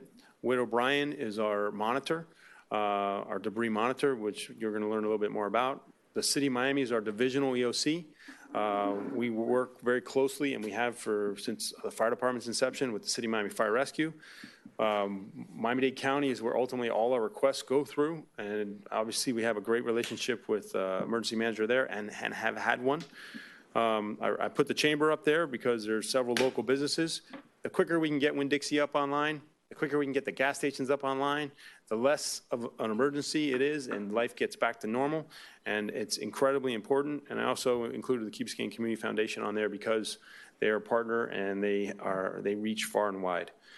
So I'll introduce Matt Gearden, who's from Ashbridge, who's going to talk about the debris hauling. And I can't help but to be up here talking about him and not recall what the attorneys and myself and the manager at the time and Matt had to go through to there you go to when we were talking about Ashbridge. And at the time there was an attorney for them. His name is Jared Moskowitz, and we negotiated pretty hard with Jared at the time to get what we needed to get done. And now Jared is the state emergency manager. So, which is powerful, and I'd like to think he's still our friend, which is important, but you just never know who's standing up here. So without further ado, I'd like to introduce Matt, and he's going to be accompanied, if you will, by Valerie Phillips. She's from Witt O'Brien, and again, she's a longtime partner of the village, and she's helped us with millions of dollars of reimbursement. So, Matt. Well, thank you, everybody. My name is Matt Gearden. I appreciate the opportunity to be here. Key Biscayne is actually one of our oldest clients, all the way back to the 1992. We started in Hurricane Andrew. I've been with Ashbridge for 17 years, so I've seen a few disasters in my day. And my goal today is to give you a little bird's eye view, mile-high view of how we approach disasters and a couple of things and pieces that go into it, because I could do this for 4 hours if we were to really get into detail.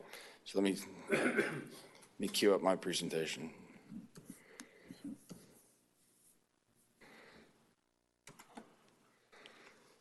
All right.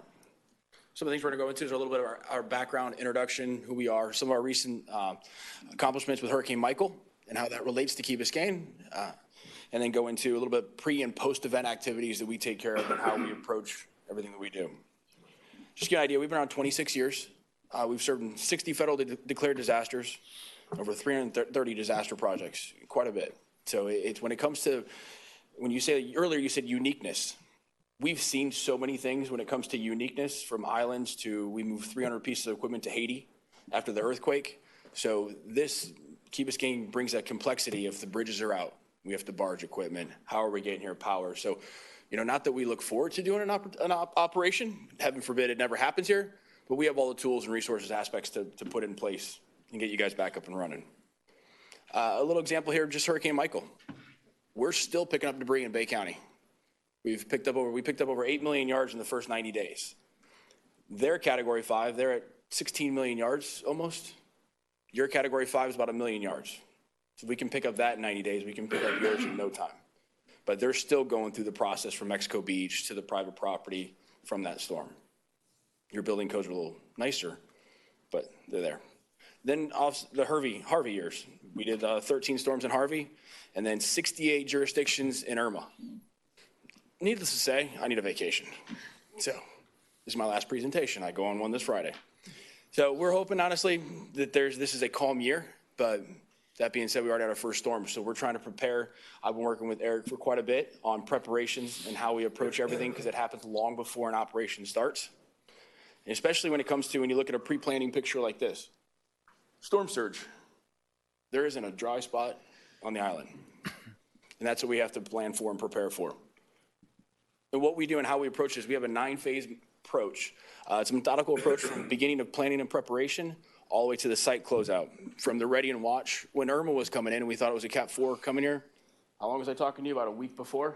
We were planning, preparing, where are we going to put our resources? Where are we going to stage them at? Are you going to evacuate? Are you not? So he and I are communicating quite a bit before the storm. Even when the storm is happening, we already have contingency plans that I'll be either staged with him, wherever they're staged at, and he said, I always have a place to sleep on the floor if you need. But, when it comes into after that, we want to be your partner in your disaster right off the EOC. We'll be there communicating with you guys. working through our state contacts, everybody through the county, and making sure that you get all the up-to-date information and what we can supply you as well. I have a couple videos, but to save time, you'll have a link here. You can come back and watch these later on. I put the Army Corps model up here. This was your Category 5, 1.6 million yards. Where are we going to put all that? Hopefully we can find some other locations besides the nice grass that's, everybody sees. So we're looking for alternatives, and yes, we're working through all our relationships as well and seeing what we can influence with the county and do what we can. How many yards did we have in Irma? What was it? It wasn't far off that. It wasn't, yeah. Was it around 42, 45? Yeah, just a hair under 50. Wow.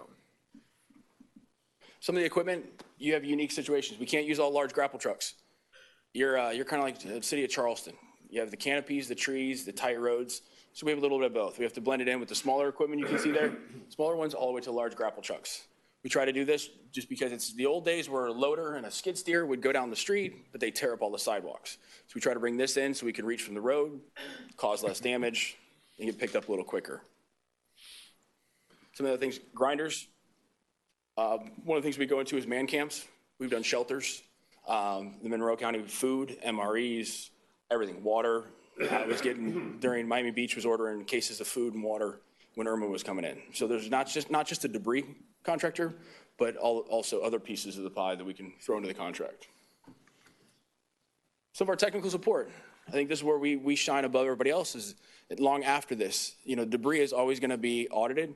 So 4 or 5 years after the storm, when you're going through an audit, Ashford continues to be your partner long afterwards to help you get reimbursement, help you fight with FEMA if there's any issues, any appeals, maximize your reimbursement to the best of our ability. We have quite an elite team of people that assist with that. I'm going to show you a video here. There's one of our sites. One second. So you guys remember the mannequin challenge? Back in there where they people like all the police, like you'd freeze and everybody, and it was like going on like a year ago. So one of our debris sites during Hurricane Matthew, we had every piece of equipment. Bless you. We had every piece of equipment freeze, and we flew it with the drone. We like this to give people an idea of what a debris site. This was between 15 and 20 acres, and we did about 1 million yards of debris through this site. What you're seeing here is everything from these large trucks are for the haul out. Once everything's ground and processed, these large trucks are hauling it out to a final disposal location. Everything goes through a tower, has to be identified. This is where Valerie comes in. They're doing the monitoring side. Everything gets a capacity, a ticket for what we're doing. As you go around here, you can see we made a nice big berm of debris that blocks the trucks to the grinders. Here's what the grinder typically looks like. It's making a pile of mulch, and a dozer is pushing it up into a pile. That pile's then get loaded into a haul-out truck, and that haul-out truck's taking it during Irma, all the way to Okeechobee. So it's quite a long haul. That means you need quite a few trucks. So we're loading this all simultaneously and loading the material all at the same time. During Hurricane Michael, I think we had almost 62 grinders. So you can imagine quite a bit. Oops, sorry. I didn't mean to hit the button. And I lost it. But that was the end of the video as it is. Oh, there we go.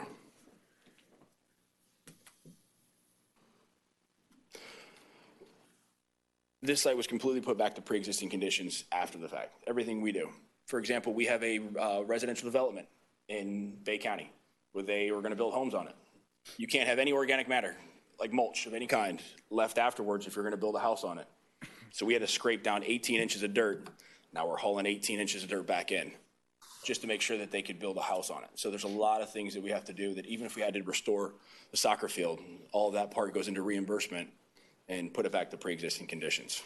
What was the amount of a Category 5, again, that they estimated of debris here? 1.6 million. And you're saying that is 1 million right there? That site processed about 1 million yards. So we're talking about a Category 5. We're going to do something almost twice the size of that here? That was a 12-hour. We ran that 12 hours a day. If we had to here to do it in half the space, we'd have to run 24 hours. So basically what happens is we grind it and then we haul it out as fast as we grind it. That's what happened in New Jersey.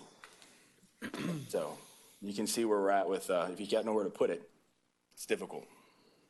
But a Cat 5 might, the county, you never know what's going to happen with a Cat 5. Well, from that estimate, the category 5 was more than 30 times more than Irma, basically in debris from their estimates.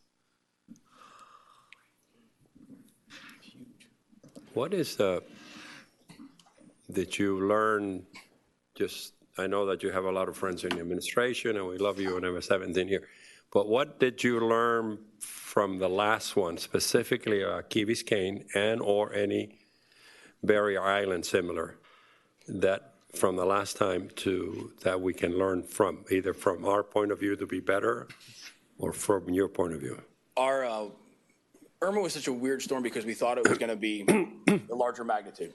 Yeah. When it's not, when it goes to the other side of the state, what we've done since then so that we could deploy faster is we actually are minimizing our footprint of clients.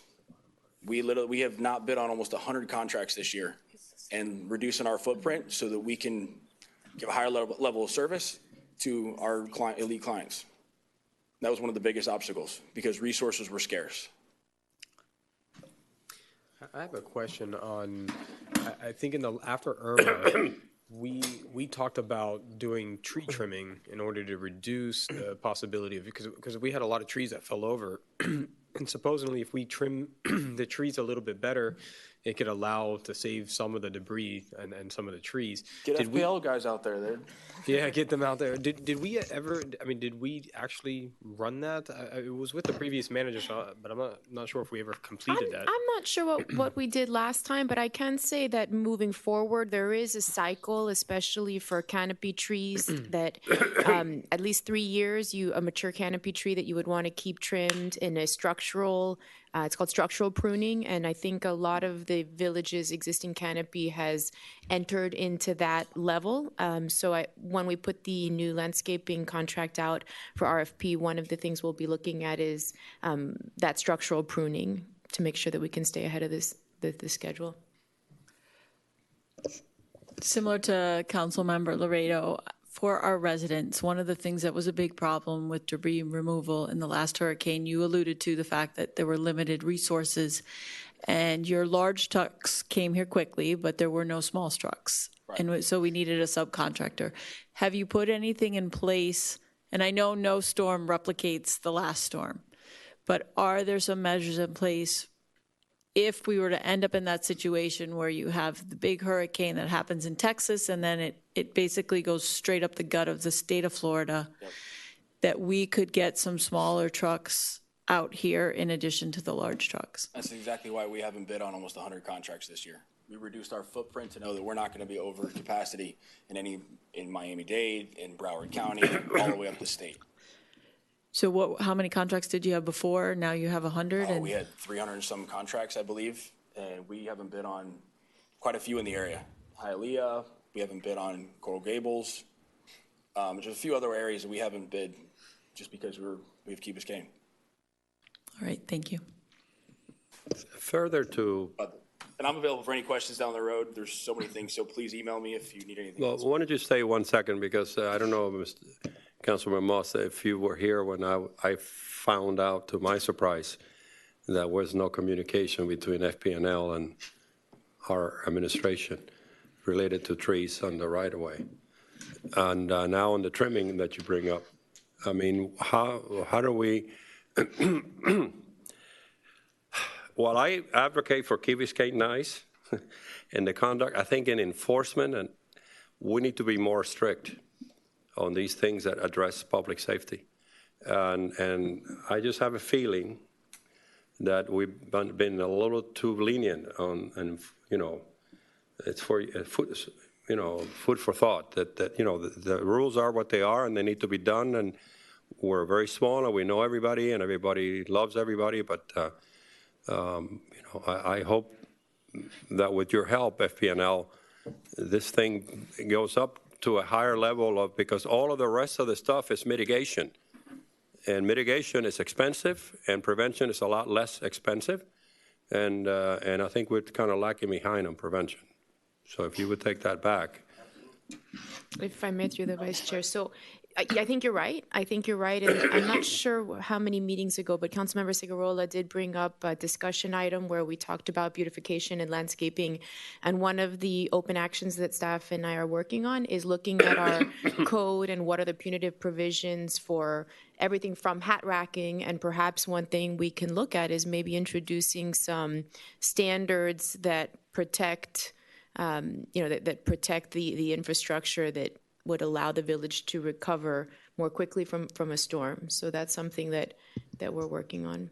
And I would also point out that I think the conflicts that our FPL representative is sharing with us, they're not in the village right of way. I think we're on point with what we need to be doing. I think the challenges that we've been having is in the backyards of with some of our residents. So once we have that information, we'll work very nicely with our residents to let them know that we need them to help us help them. Well, let me just try to rephrase and Chief, maybe you can help answer.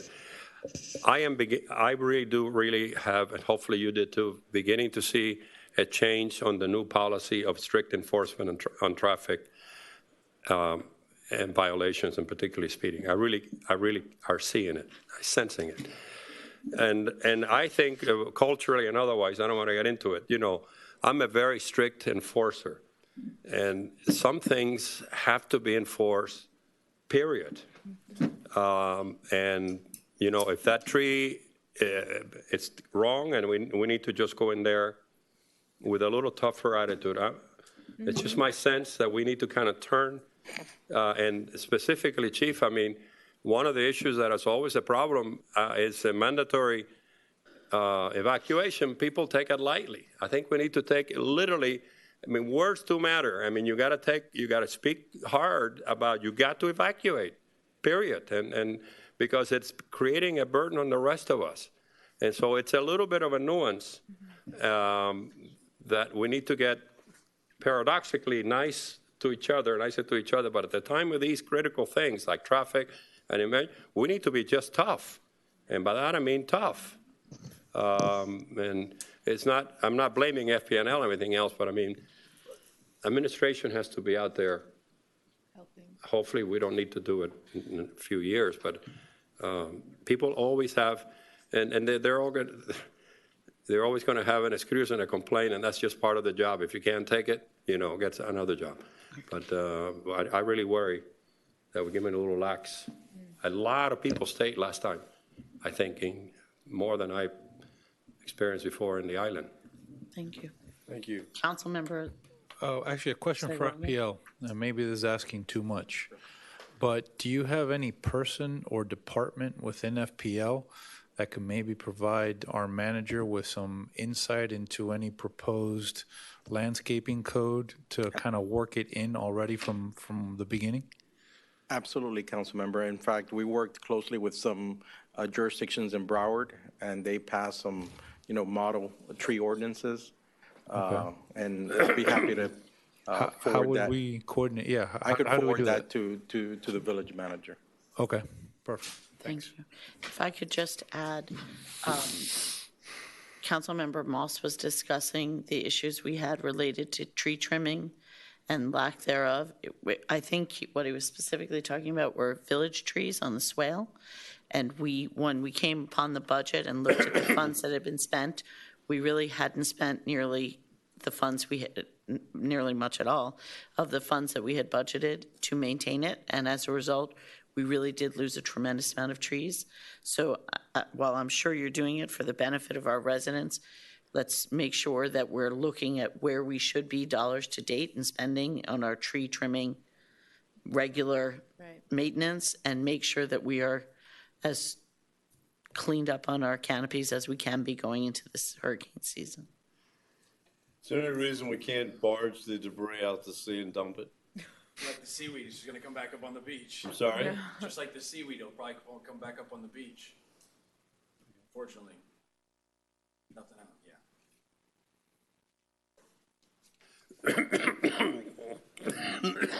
Thank you, Matt.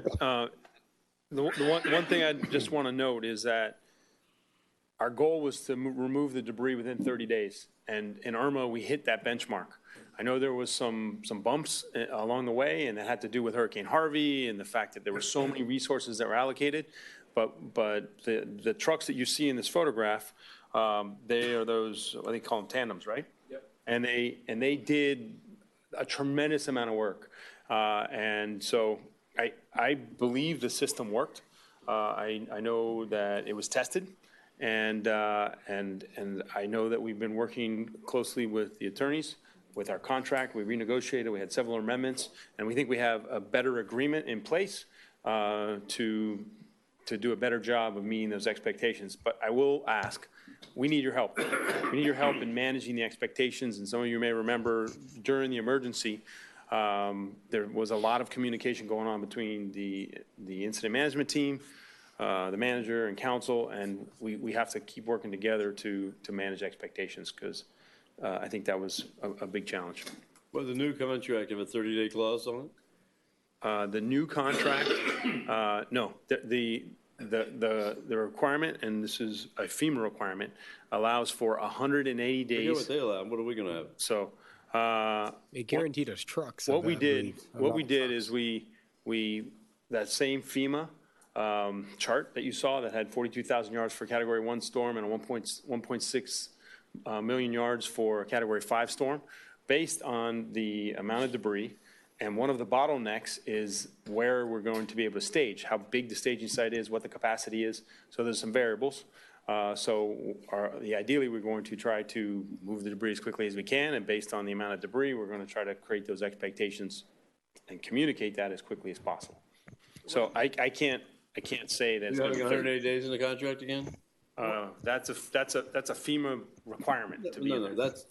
We're negotiating a contract with them, or FEMA negotiating a contract with them? It's really up to, it's really, one of the things is the residents themselves.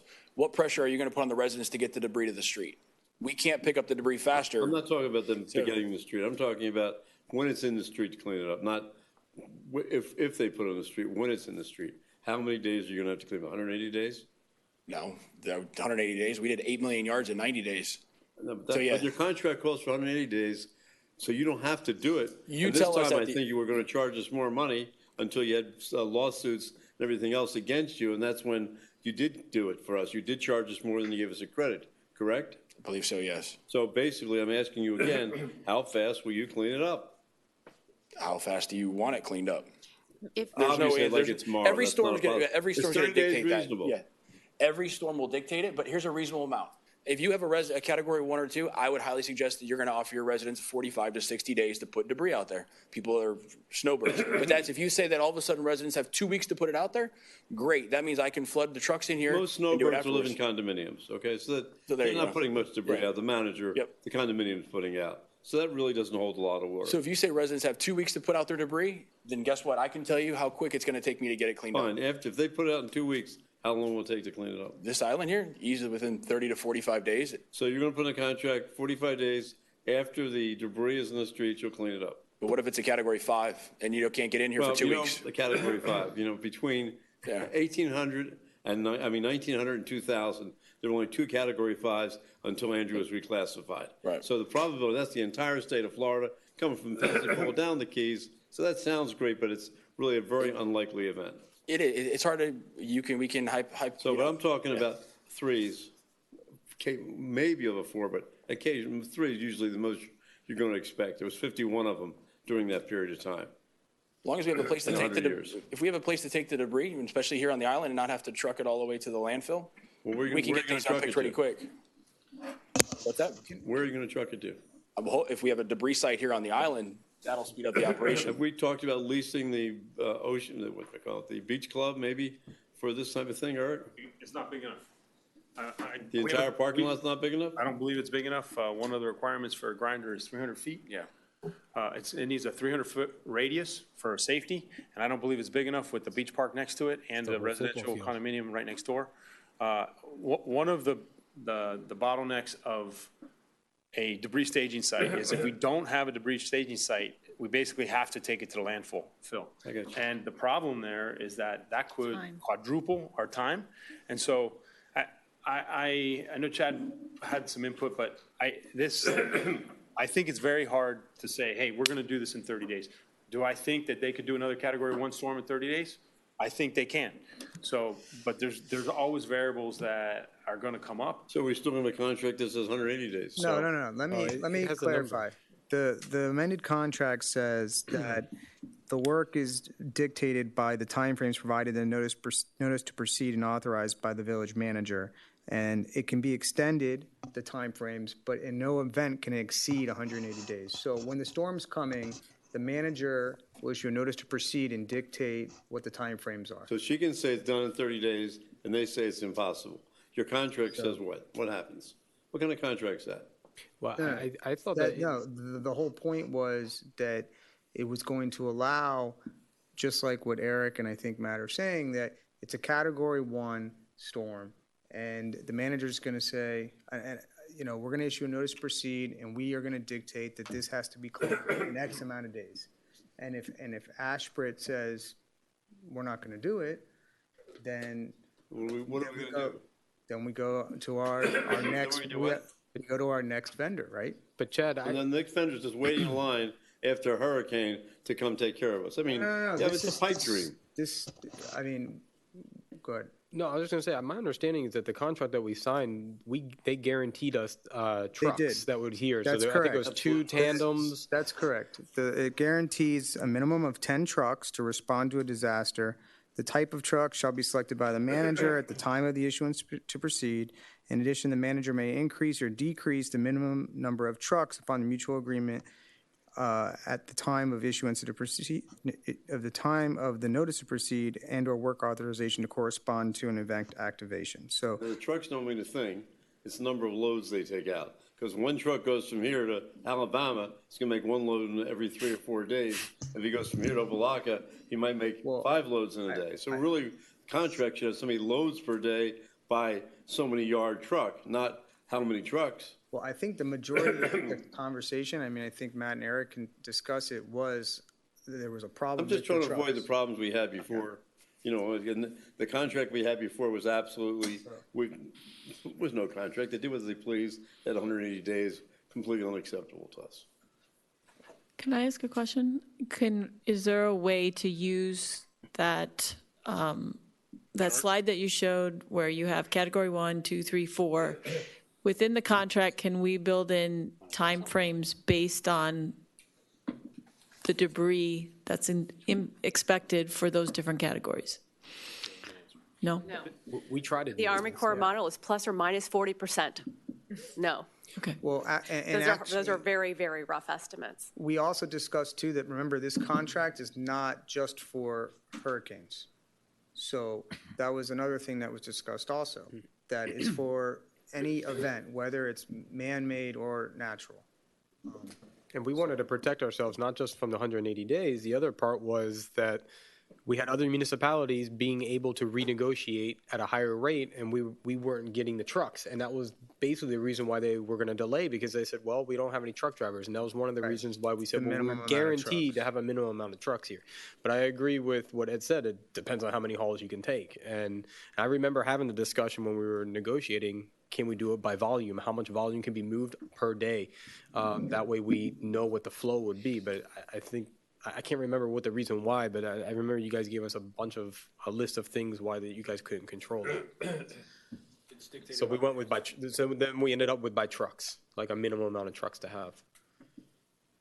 I think, as I recall, it did have something to do with where you were going. Doesn't mean a damn thing. It's the hypothetical. There's so many ways that it could go that. What's the difference? You can say it, but it's not going to happen that way. A disaster. We try to plan for every scenario. I wanted to ask you, Manager, how many people from the condominium side, the gated community ones, have signed up for the access agreements? The access agreements. Through the Vice Mayor, only one so far.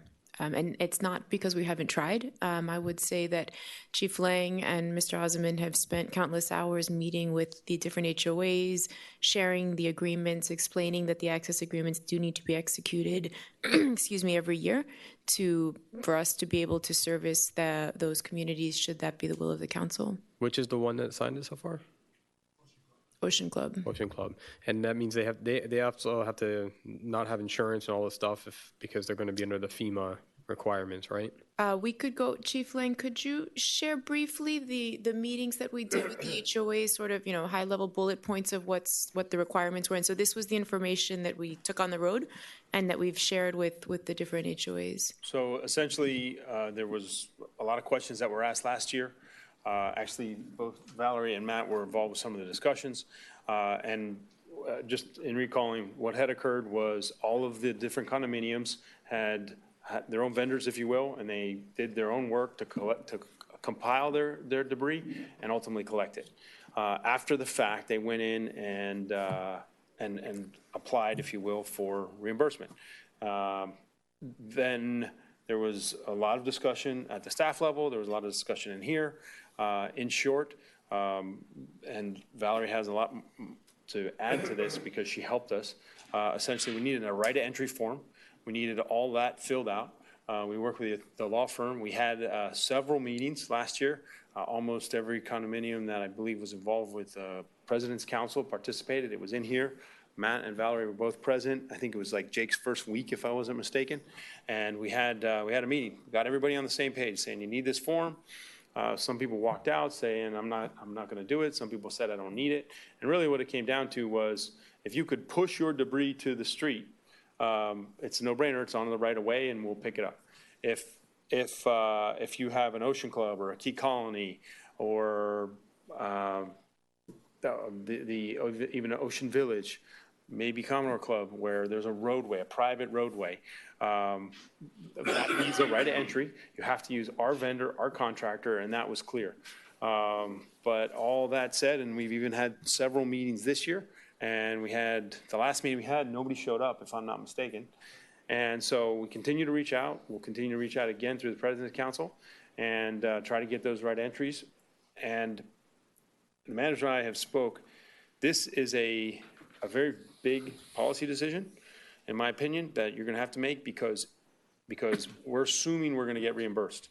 If we don't get reimbursed for that debris hauling from the private roadways and gated communities, then that means that we arguably could be paying for it, or we could arguably have a discussion about billing. So that's a difficult policy decision. Let me ask you a question.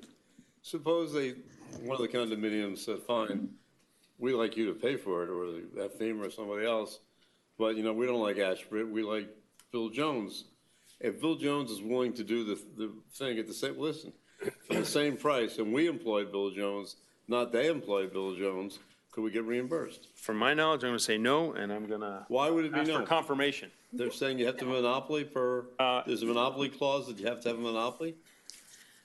No, but FEMA requires specific, direct, detailed federal procurement standards. And if you just go pick a vendor up off the street, they have not gone through a competitive procurement process, ensured small women minority business participation, ensured that they have 18,000 clauses and terms and conditions added to their contract, and there's just no competition, even if you get them to agree to Ashbridge's contractual rates. By the terms that we have with you, why can't that work? Because you've already completed a federally compliant competitive Why can't they do a procurement process, and you subcontractor? can't tack Well, on like another extra item. vendors. They would need to go subcontract under Ashbridge. Yeah, well, in other words, since you subcontract everything. But she's not and Ashbridge. why couldn't I'm you not sub- Ashbridge. Sorry, yeah. I'm with Widow Bryan's. I'm the subcontractor village's them? disaster debris monitoring representative, and we also handle your FEMA public assistance claims.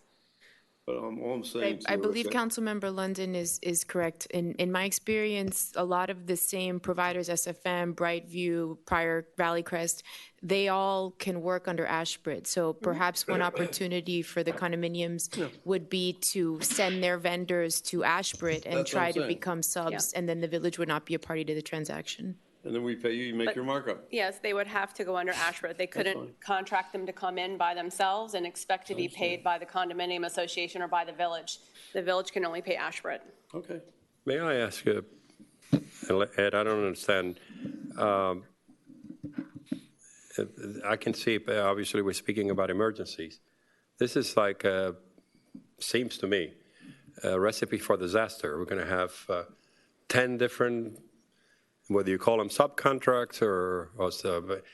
I mean, I don't know the public policy of it. I guess we have a lot of prima donnas here. I don't understand. People want to have their cake and eat it too.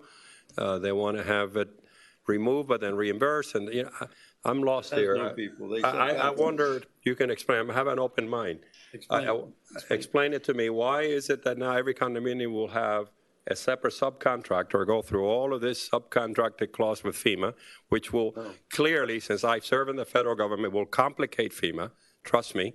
And I don't see the benefit of it. And we're creating literally where logistics are most important, which are literally during the disaster cleanup, all kinds of different trucks from different companies, not necessarily coordinated.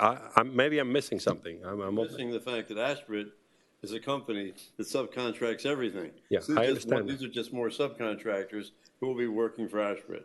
Yeah, a subcontract I understand very well, but that is not an imposed subcontractor. That is to say, I want in my house this tree trimmer, and you put it under your contract. And by the way, me over here, because I have blue eyes, I want this other guy. And I can just make a joke out of this, but this can become a really logistic nightmare. I don't know what your public policy thrust is. Again, I'm open to learning, but it seems to me from the logistical emergency management point of view, it makes no sense to me. I think there's a couple things that are lost here. So let me back up one step and I'll see if I can answer your concern.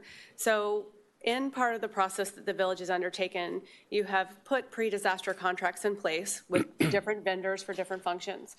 Ashbridge for your debris hauling, with Wood O'Brien's for your debris monitoring, which is required by FEMA. That's where we monitor and document everything that Ashbridge does with their resources to be able to present to FEMA.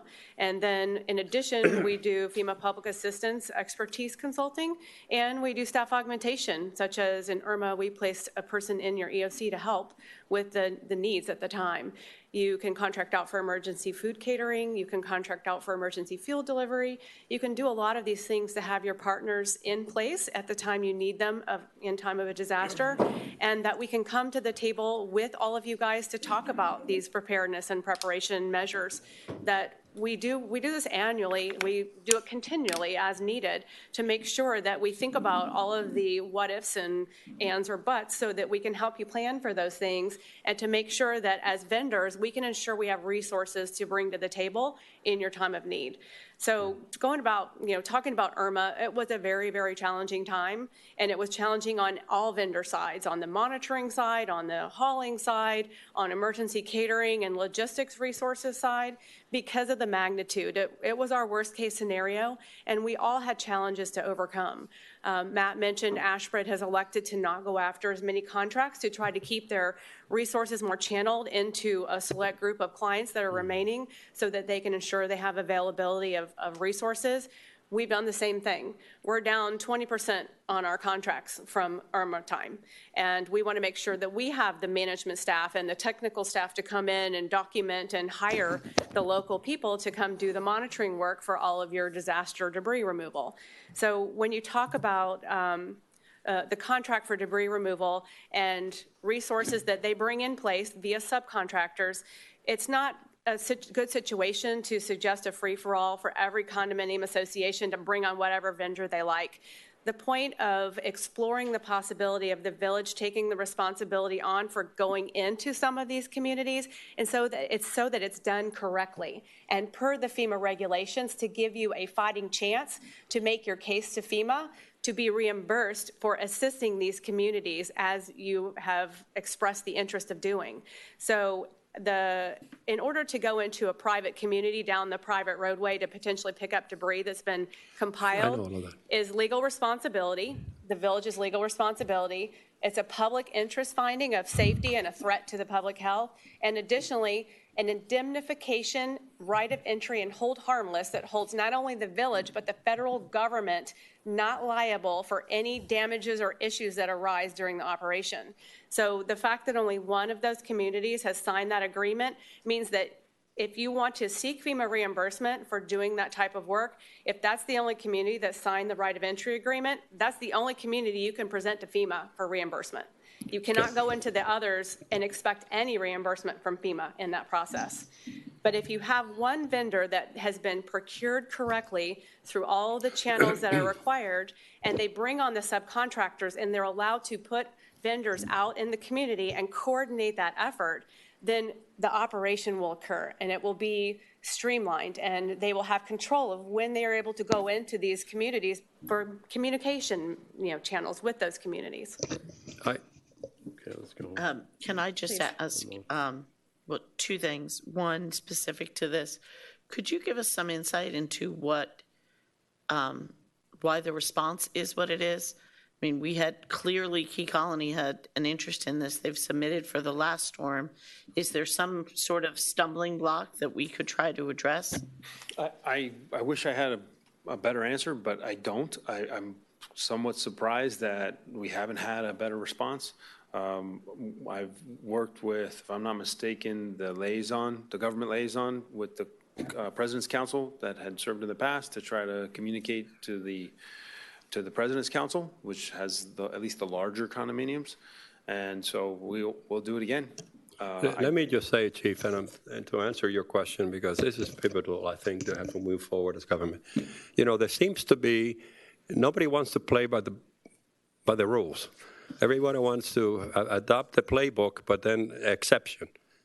I think it's an epidemic in this community, and we need to stop it, and we're going to have to stop it one step at a time.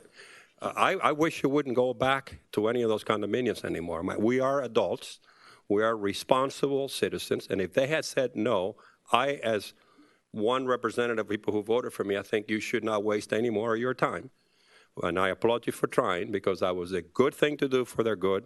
And by the way, I don't believe in these associations and associations. I mean, most of the people who live in condominiums like myself find this absurd.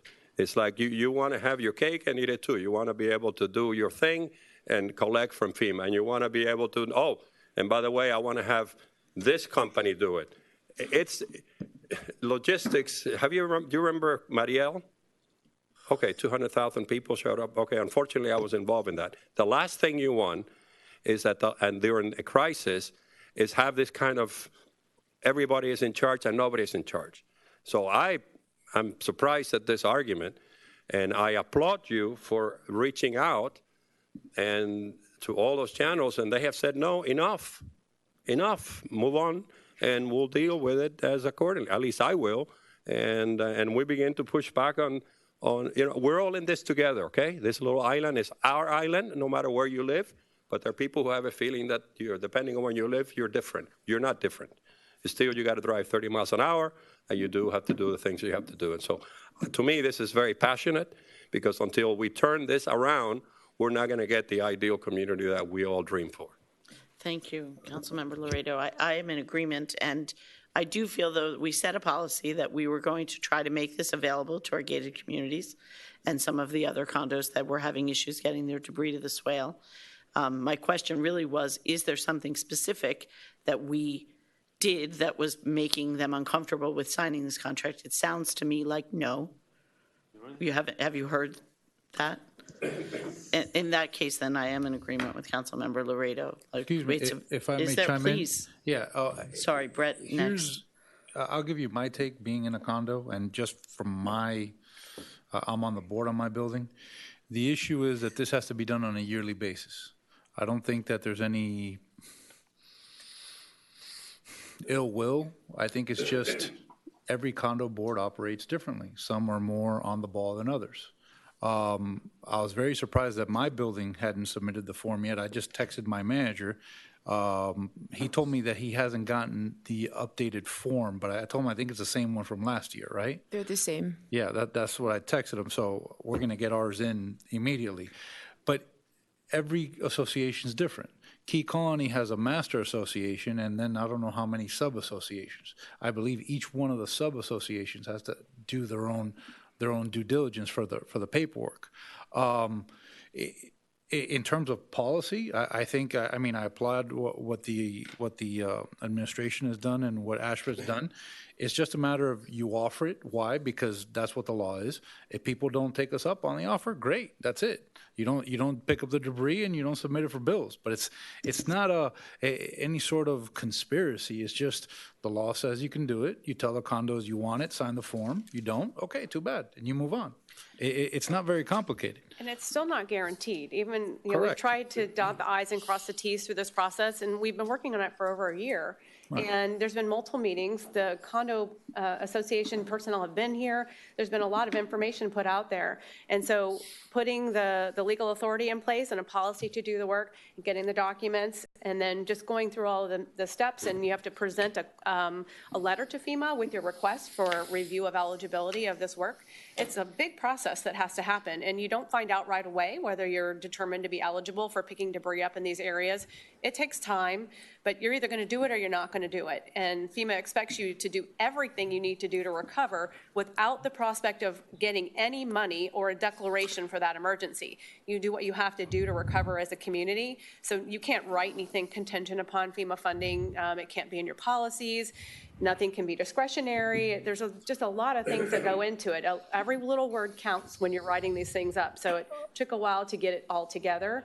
And it's a good tool that's in place that I think has a chance for success with FEMA, but it is based on that last step that the condos need to take.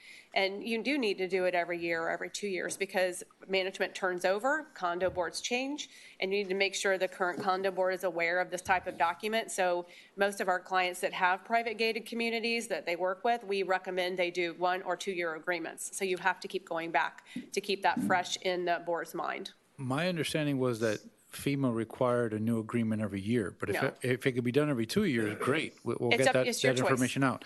But I also want to clarify, this isn't something that we're doing that's unique to Key Biscayne. This is statewide. This is the law.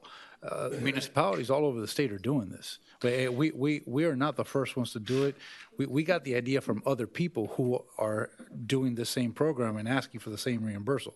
So it just comes down to whoever wants to participate does, and whoever doesn't, too bad. I understand. My question was there something we had done that was turning people who had presented themselves as interested that had turned them away? I wanted to make sure we hadn't created some type of barrier. No, I participated in that first meeting that we had last year that everyone showed up. It was very successful. Honestly, it came down to personalities. There might be a manager or a president somewhere that for some reason just didn't want to sign, didn't like a comma. Take your pick. Others, I think the majority said, hey, great, sign me up. I mean, there's no one thing. I think I participated in that before getting on council. I think the administration has done everything necessary to, make it as easy as possible. It's up to the boards. And my apologies, Councilmember Moss has been waiting. It was basically the same stuff everybody just said, so don't worry. Sorry. Vice Mayor, I could add, if I may add one possibility. We did do walkthroughs to each of the sites, and my understanding is that some of the facilities, the geometry of the turns for the trucks and having to bring the debris and the vegetative material to the road, to the curbside, to be able to provide the same level of service that we did on the single family, perhaps some of those issues just presented themselves to the condo. Well, this isn't going to work for us, so. They may be worried about the indemnification in some situations like that where you've got tight turns and tight roads because these trucks are not small, they're not light. And so they may just not want to deal with the aftermath of grass being dug up or tree being clipped or, someone, messing up the corner of a parking paved area. There may be different things, but I don't think there's anything specific because it's a good opportunity to help them address their debris through a swift manner with the swift response of Ashbrook getting on board and everyone else coming to the table to help get all these things done. But it does take time, and they may not want to wait. If they want to have their vendor out there picking up debris the day after, that's not going to be Ashbrook. They've got a priority list, and it's not going inside the condos. That's not the first place they're going to go. It's the same thing as the priority of FPL. There's a tier, and so there's the main roads, there's secondary roads, there's the condos. It's not that anyone's going to be put aside for anybody else, but there's certain things that have to happen. The roads have to be clear of all electrical hazards. The roads have to be passable. If not, we're finding alternate ways onto the island. These are just a lot of the things that come into play that affect that quick response that you guys want to see. So it may not happen, but in a best case scenario, it will. And you'll have your services, you'll have your vendors in place. They'll get here, they'll get you cleaned up. But if no one can get to the island, then there's not that extra debris coming out that is part of the debris removal process. You don't want to come out and bring these resources and allocate them to the village just to clear the road and pick up what's pushed to the side of the road and then have to wait 3 weeks to pick up debris that comes out from backyards of residences.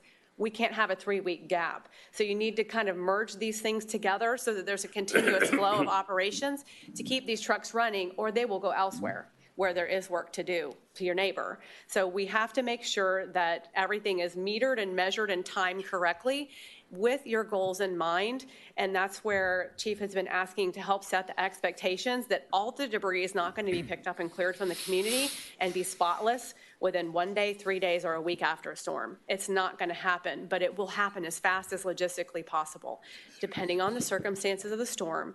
How big is it? How wet is it? How big's the surge? What impacts has it had getting in and out? There's a lot of things that factor in. So it's not a black and white type of issue or operation. We wish it was. We wish we could always say, we'll be here day 1, we'll be done 25% on day 7, 50% on day 15, whatever it is. But it's hard to predict that. It's a matter of having a notice to proceed to get out here and make that action start, and then working together as a team to figure out the best way to efficiently and timely get done what you need done, and to address issues that pop up politically and otherwise in the process to try to keep things even keel. That's what part of our job is, to help you do that. Thank you. Councilmember Petrus? That's fine. You've been answered. Okay. I had one other question, I think, to the manager on this same topic. One of the lessons we had learned through Irma was that although we were very lucky and our monitoring company was here and ready to perform, there were other municipalities that had trucks but no monitors.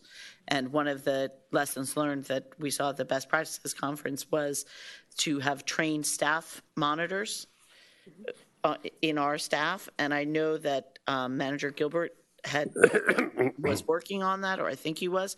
Do we still have people? Are they still employed with us?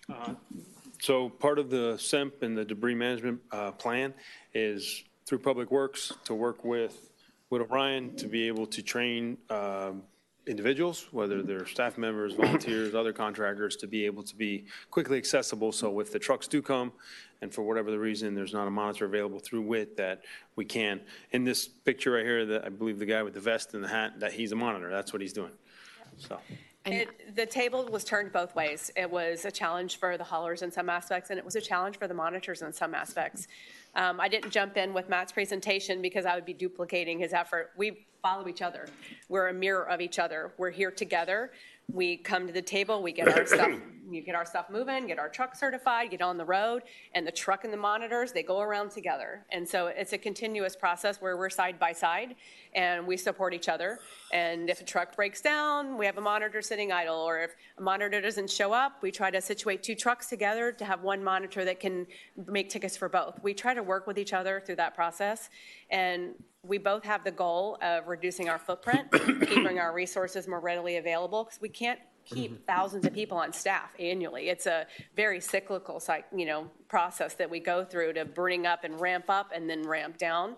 So we're all working to do better than we did in Irma, to make sure we can try to account for a worst case scenario and not have the inability to get enough resources timely to our clients, whether it's bodies. I'm bodies, he's trucks. And so you've got to have them all together at the same time at the table. And I'll share, I love the idea. And in my experience, when there's an activation and the monitors come out, you can tell that the monitors are sort of, temporary labor. They've been trained to just handle this. So I think it would be a great, not only community building exercise, but also make us more prepared and resilient if we could get some residents to be trained who are willing to come to the service of the village. And we do appreciate that, because sometimes it does come in handy, especially if you're here and the truck comes up and we can't get here, which it can happen. We've tried to make it not happen, but we're willing to come out and help train a group of people so that they can learn the process. Well, I do think that we have a spirit of volunteerism here in the village. We're all volunteers. And I remember in Irma, there were a lot of people, especially people who lived in condominiums who didn't really have much to do in like clearing debris, wanting desperately to help their neighbors and kind of walking around the streets like, do you need a hand? Or I heard stories of people going to the police department like, have you mobilized people? Where do I go? So that would be nice to offer that to people who are interested. Sure. We'll work on that. Not a problem. Thank you. Thank you, Valerie. I really can't say enough about not just the work that Valerie's done for us, but the dollars that I believe that she's helped get us reimbursed for. I'm just going to take you through some of these, and I would say most of these photographs are on Key Biscayne and from Irma. I mean, there's two tandem trucks right there that are picking up debris on the corner of Glenridge and McIntyre, if I'm not mistaken. And I think it's pretty impressive. Sandbags is always in demand here. We learned something in Irma that sandbags are important, but we don't need the lines around the Village Hall. And so we got to find a better place to put the self-service sandbags. It was very nice when the Presbyterian let us do it there the last days before the storm. And just another example of them being great partners, and we can't do this alone. Logistics, as you had mentioned, Councilman Moreno, is a big part, and moving our assets is key. We used a flatbed to get some of our assets off island and stage them at the hotel. It was very helpful. We hadn't used an asset like that before.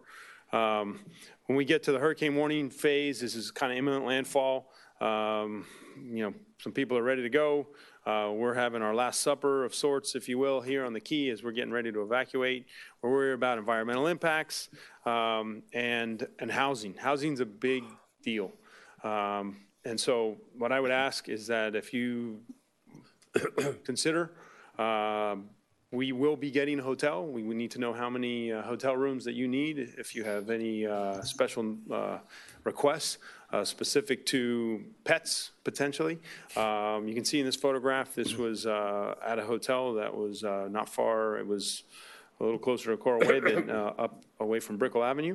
But there's piles of food there. We have to make logistical accommodations. Safety, if you remember, if you participated in that, was a big concern. Wash your hands before you eat. We didn't want to contaminate the entire base, so to say, if you will, even though we were in a hotel. We rode the storm out. Can I just interrupt? Yes, please. Could you just talk for a minute so that our public is aware also, in addition to our new council members, why it is like with that command structure, why the council is there with the fire department and police department? So the way pretty much any elected body works with on an activation is you're the policy group, if you will, and you make the policy decisions. In the manager form of government that you have, I've always thought that the manager's role was up and out in dealing with the council and then directing policy to the incident commander. It seems to work pretty well like that because the incident can be massive. If you start to bring in all the other factors that we're dealing with, if you're one person, you only have so much capacity. We have a rule, span of control. We like to think 5 to 7, which doesn't sound very deep. But if each person within the organization has 5 to 7 people that report to them, it's a manageable span of control. And that's the way we're able to manage a large incident. Silly example, but one year there was a storm, I'd probably say it was about 6 or 7 years ago, and everybody was calling me. And it was a weekend. It was like a tropical storm. And it wasn't that big a deal, except I was trying to manage and handle every component of that group. And I was overwhelmed. I was basically at my house or in the office typing away, trying to get everything in order. And so we operate in that structure. It's been proven to be extremely effective. And we're planning to operate in that structure again. The reason that you're all together, in my opinion, is it helps to drive the policy. It also helps when we're across from you that we're communicating directly with whatever our findings are, and your constituents are talking to you, and you're able to share that information with us. And I think it makes for a very effective exchange of information. I think also that there's some piece where if the council doesn't have a quorum to make a decision they need to, the government above them assumes control. So in order for us to maintain control of our own municipality, we need to have at least 4 council members together, which is why it was explained to me why we go together. I didn't get anything explained to me, so I would learned say, it in the hotel. I would say that we should have something in place that gives the council an understanding of the role, because I personally didn't get that. I would ask Chad to clarify this, but when this idea, which I think is a really big deal, and it will be a big deal, when we declare a state of emergency, it provides a lot of powers that would potentially happen here, specifically in procurement, to the manager, because for purchasing.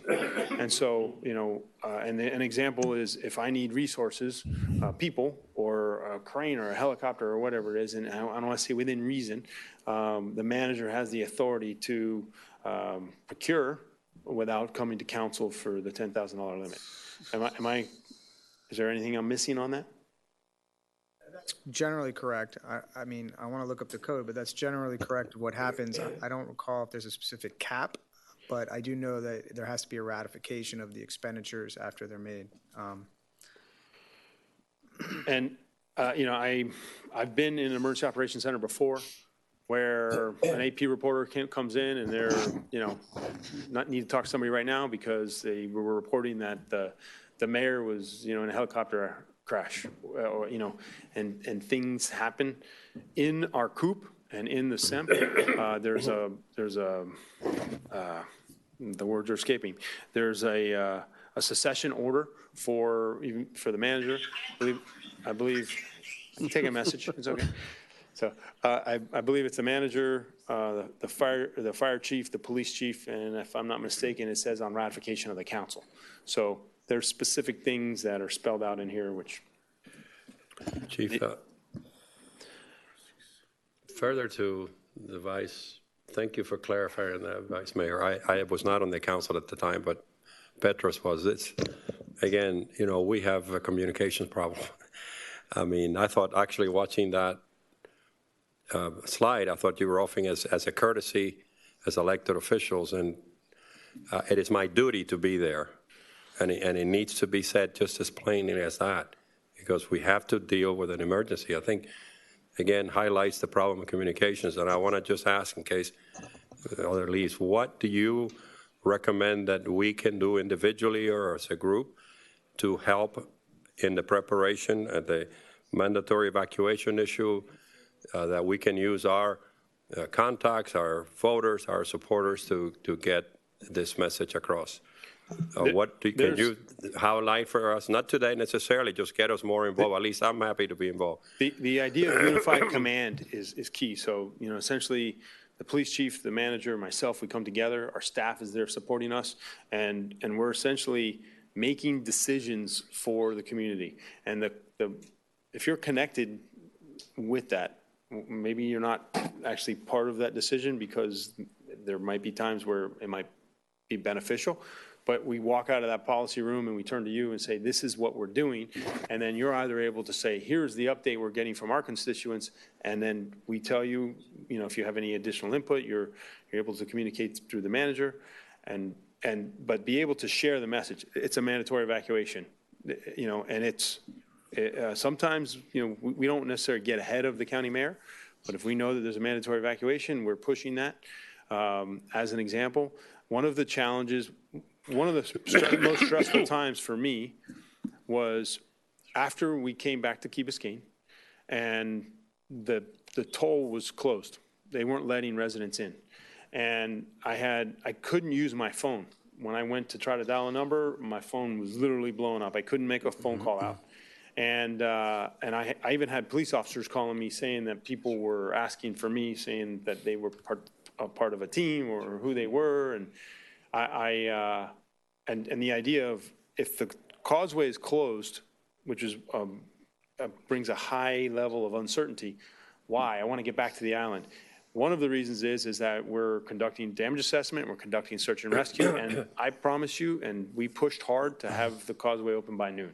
But we wanted to make sure all the roads were clear. We wanted to make sure we had conducted a adequate damage assessment, that there wasn't a need to bring urban search and rescue team onto Key Biscayne because there was a person trapped or collapsed. So, and all of a sudden, if we have 5,000, 7,000 people out here, it could impede a rescue. And that in the first 24, 48 hours, rescue is our primary priority. So the short answer is being able to communicate. Don't go to the toll booth. Wait until you get the all clear. Wait until the toll booth. But my question, Chief, excuse me, before the disaster, can we start a campaign of education to supplement us as elected officials, the work you're doing? I, for one, I can only speak for me, be happy to put in the time to do it, to get the message out, and we need to do it now. We're just entered 2 days ago this season. We'll make sure that you get the messages. I mean, all of us, I'm sure, that so that we minimize through the problem come around. So. I welcome your support. I think it's wonderful. And I think that worked well in the last storm. We heard that a lot, that council participation helped. But to your point, it was just during the emergency. It wasn't now. Like I've seen online that there's a sale for emergency preparedness things going on, that if you buy your supplies now, you get a discount. Has anyone else seen that? I'll share it on my Facebook page. We often are approached by private entities to try to promote their businesses, but the village does not, we don't engage with that. Okay. But to get the word out now, I think it's a great idea. So we evacuated the council early. If I wasn't mistaken, it was a Thursday that the council started going to the hotel. By Saturday was when we actually were at the hotel as a fire, police, a village government. We rode the storm out at the hotel. The hotel lost power. Interesting picture here. We're in the dark, literally. The fans were out. There was no air conditioning. We lost water. We were providing briefings on 9/11. Which was Sunday, that was Monday morning, if I wasn't mistaken. We made a reentry. This front end loader was part of what Matt was talking about, pre-staged equipment to allow us to be able to get back to the key quickly. And that piece of equipment was unbelievable in what it was able to do and how quickly and effective it was. That picture on the right, you can kind of see the roads were almost impassable and some roads were completely impassable, such as this. And this is called the push. The push is required 72 hours. From the time we start clearing the roadways until they're done, they have 72 hours, which is a FEMA requirement, and that's when we can start picking up debris. Now, pets going away is a big deal. You got to account for them, and I have to say that everybody is under stress. A lot of the times, I'll note that it's not just the residents are away, but also the responders are away. I know we had employees away from their families for a long time. When we do make the reentry, I'm just recalling it was dark. It was before sunrise on 9/11, and we had to make our way in and around Brickell Avenue, and it was pretty hectic in order to get to a place that we needed to be. Just a little bit, this is slightly out of order, but a delay that can occur regarding debris and debris hauling is commingled debris. We can't control that. That's going to delay us being able to pick up debris. So there's a variable that there's no way to control. This is an interesting picture because we have people in the fire station that are eating, and we also have people that are evacuated. This could happen if we were conducting search and rescue, if we might be so damaged, or there was a bridge out, or there was a failure where we couldn't get back to the island, where we would have the people evacuated, and we would be briefing the council and the community, and we would still be running operations on the key. This is not Key Biscayne. This was from Hurricane Ivan. It was in the Panhandle. The construction is different, but this is a high-rise building. And clearly there was search and rescue done on this key, if you will. I believe it was near Perdido Key. I was on that beach, and it's an image that has never left my mind. I've talked to our building official about it. It's not likely it would happen here. You could actually see on one of the upper floors there. It's not concrete construction, but it's a pretty powerful image. And they had a storm surge up there, which is going to be different than any storm surge we have on Key Biscayne because of the topography of the ocean. We go from deeper, and then it goes deep and then shallow very quickly. Unlike on the other side of the bay, it's very shallow, and the storm surge is much greater if you were to look at a flood map. Coral Gables potentially has a 25-foot storm surge, where we could have half that. So, mentioned this already, but, you know, if we can get assets out here to fuel and generate power, we're going to, and get our gas stations and stores running, we're going to be much better off. We're working with, this is a Pike, Pike Electrical, which is a partner of FP&L, and they are, you know, so important. I remember a story where Pike and FP&L trucks came out here, and it looked like the cavalry was here. I don't know if you remember that. And everybody, all the What's Up chats blew up, and there was like, the cavalry's here. That was an example of managing expectations. And I remember being in this room, I believe at the time Tony Winton was helping us, and we had to aggressively attack from a communication perspective that this, you know, this is the plan. They're taking a break. They're coming out here because 7-Eleven's open and they're getting coffee, whatever it was. We did an incredible job of, in my opinion, of attempting to communicate. At the time, the clerk's office was had led that. If I'm not mistaken, you had 8 people, 10? 5, sorry. And we were doing Facebook Live, we were doing videos, we were doing every way we could, we were communicating. We had national coverage, and some of those are still posted on YouTube. Just other examples of, we were trying to communicate with flyers, door to door. We had debris piles that were commingled, and in front of fire hydrants, there were hazards created. As the emergency progresses through the debris, you end up going into more long-term recovery. This, I would say, where the Army Corps comes out and they start looking at us and saying, what were your damage? In this case, this was the elevator here at our building. The Army Corps came to assess what the damage was to qualify for reimbursement. And in wrapping this up, you know, what's next is training. We need to be doing, we're going to be training our staff. I know this isn't all that sexy to be in here talking about, but we hit some points here that I think were very important. And I would rather do that when the sun's shining to get a better understanding of how things work. I think the other thing that I point on point 2 there, the policy decisions on private roadways in the communities, that's potentially something, whether it's to be discussed in here or in the manager's office. And one of my challenges is to make sure that we have people that are trained and that can staff essentially all these boxes, if you will, so we can effectively run an organization. I know that it's my plan to be calling help early. So it's called a jargon, I guess, would be a type 3 incident management team, where we would come in and have people that were supporting our operations. And what that really means is that whether I'm here or I'm not here, that the machine is still working. And one of the things that we need to get done is make sure that we give our staff enough relief. And in that, we want to feed our staff. We want to be able to make sure they're rested. And the same goes for you. You have to take care of yourself before you can really take care of anybody else. But this theme of these cycles continue to repeat itself: preparation, response, and recovery. We're going to continue to do that. We're going to continue to work on that.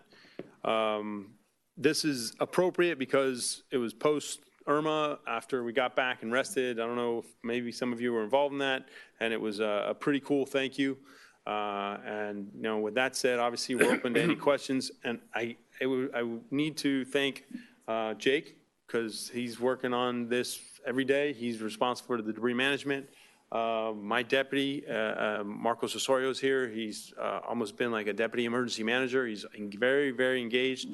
He responded to Hurricane Michael and worked at the state EOC. And he was also down in the Florida Keys. Which hurricane was that? Irma. So he gets out the door, and like a lot of our staff. So all that said, I remain open for any questions, and I really appreciate your time. Eric, just so that people know, can you tell everybody what commingled debris piles are and how they should be? Yes. So there is construction debris, if you will, and there's vegetation debris, and then there's garbage. So there's garbage bags here. Is that domestic garbage? We don't know. There's clearly some type of furniture and possibly construction debris in there. A lot of times people's garage house floods, and they pretty much push everything out into the front yard, and they commingle it, meaning the washer, the dryer is covered up on, which we call white goods. Appliances are white goods. That should be in one pile. Any construction debris should be in another pile. If you have an automobile or a boat, that should be standing alone. And the green stuff, if you will, a tree or any vegetative should be piled into itself. That actually was one of those slides, that one on the left. Did I get that right, by the way? Yes, you did I miss anything? All right, so. I have a diagram for you. I have a diagram for you as well. You can send. You can put that out as well. Because I mean, that was a problem. It was. And I don't, and in the aftermath of a storm, people like to just put everything together. But I think Ashbrook only does certain piles, and then regular trash needs to stay with regular trash.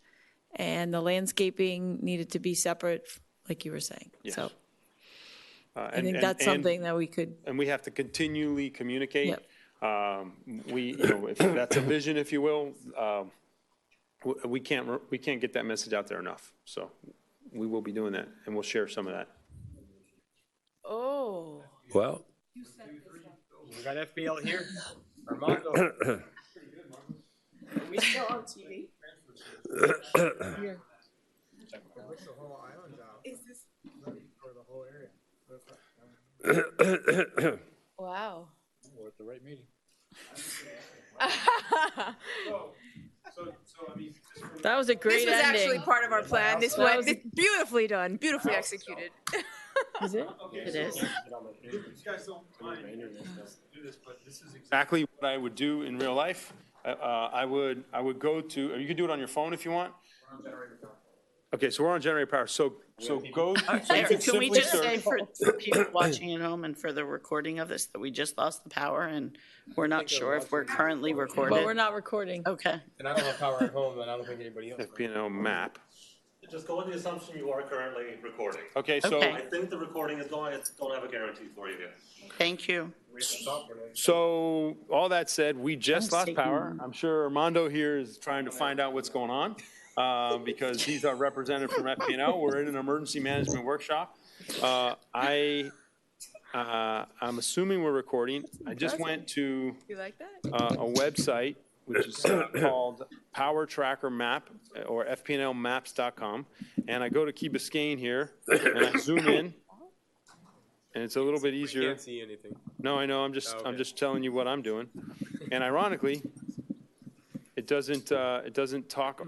It doesn't show anything right now. So I would check that in a few minutes and see if it was You're updated. faster than the power. Yeah. Chief, on your chart, your page or whatever, we need to go at the. You said what next? I hope you can amend that to get some of the feedback, including the communication with the council, which clearly is necessary. Well, now, not during the crisis. Well, and to piggyback on what you said, anything that we can do, we're here. And if you just let us know, I would be very open and would love, I mean, in those times, the more an individual does, the better they feel about it. So the way to be able, if we can provide the platform for not only us, but for our residents to do that, I think that's great. We will do all we can. I know the manager has been supportive. We're running a workshop. Those 3 circles, if you remember, those are 4 modules that we're going to be taking our entire staff through. We're starting on Thursday. I mean, we've already been talking about it, but we're going to be diving into these manuals on Thursday. And I always remain available if anybody's interested in going to these manuals. I welcome you. They're pretty boring, I gotta admit. And I want to make sure that's where I was going. I was introducing staff and everything shut out. But I thank you all for participating with us. I really appreciate it. And Jake and. If I may add one point that might not, it's a little bit tough for me to say, and it might be tough to hear, but I think it's worth sharing. In my experience, it has been most effective for the community and for the first responders and for the staff to be able to manage a situation when council members, elected officials have a clearly defined task in advance that may not be, in the EOC, Ashbrook, it may not be prioritizing or Maybe just staying out of the way. So a few things that I've seen work, if interested, is manning the sandbag locations has been nice. If we have water, if we have MOUs in place to have water or food service delivery for you to be available at those stations, so that assuming we come back onto the island, that there is folks know you, they've elected you, they want to see you, they want to see your presence.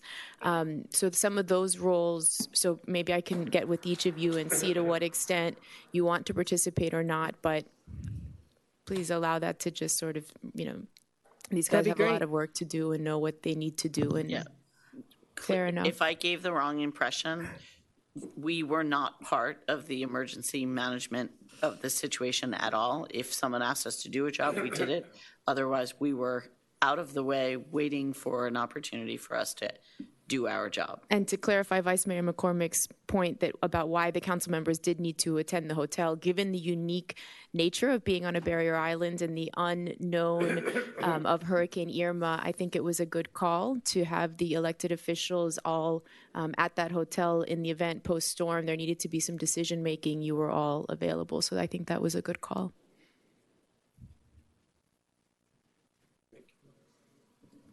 Thank you very much for doing this. Thank you, everybody.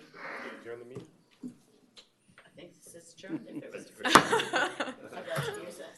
was Our generator turned off, so that's a good sign. I mean, that couldn't have been staged better. We know you did that. We know you did that. Actually, it usually doesn't take that long. Is that it?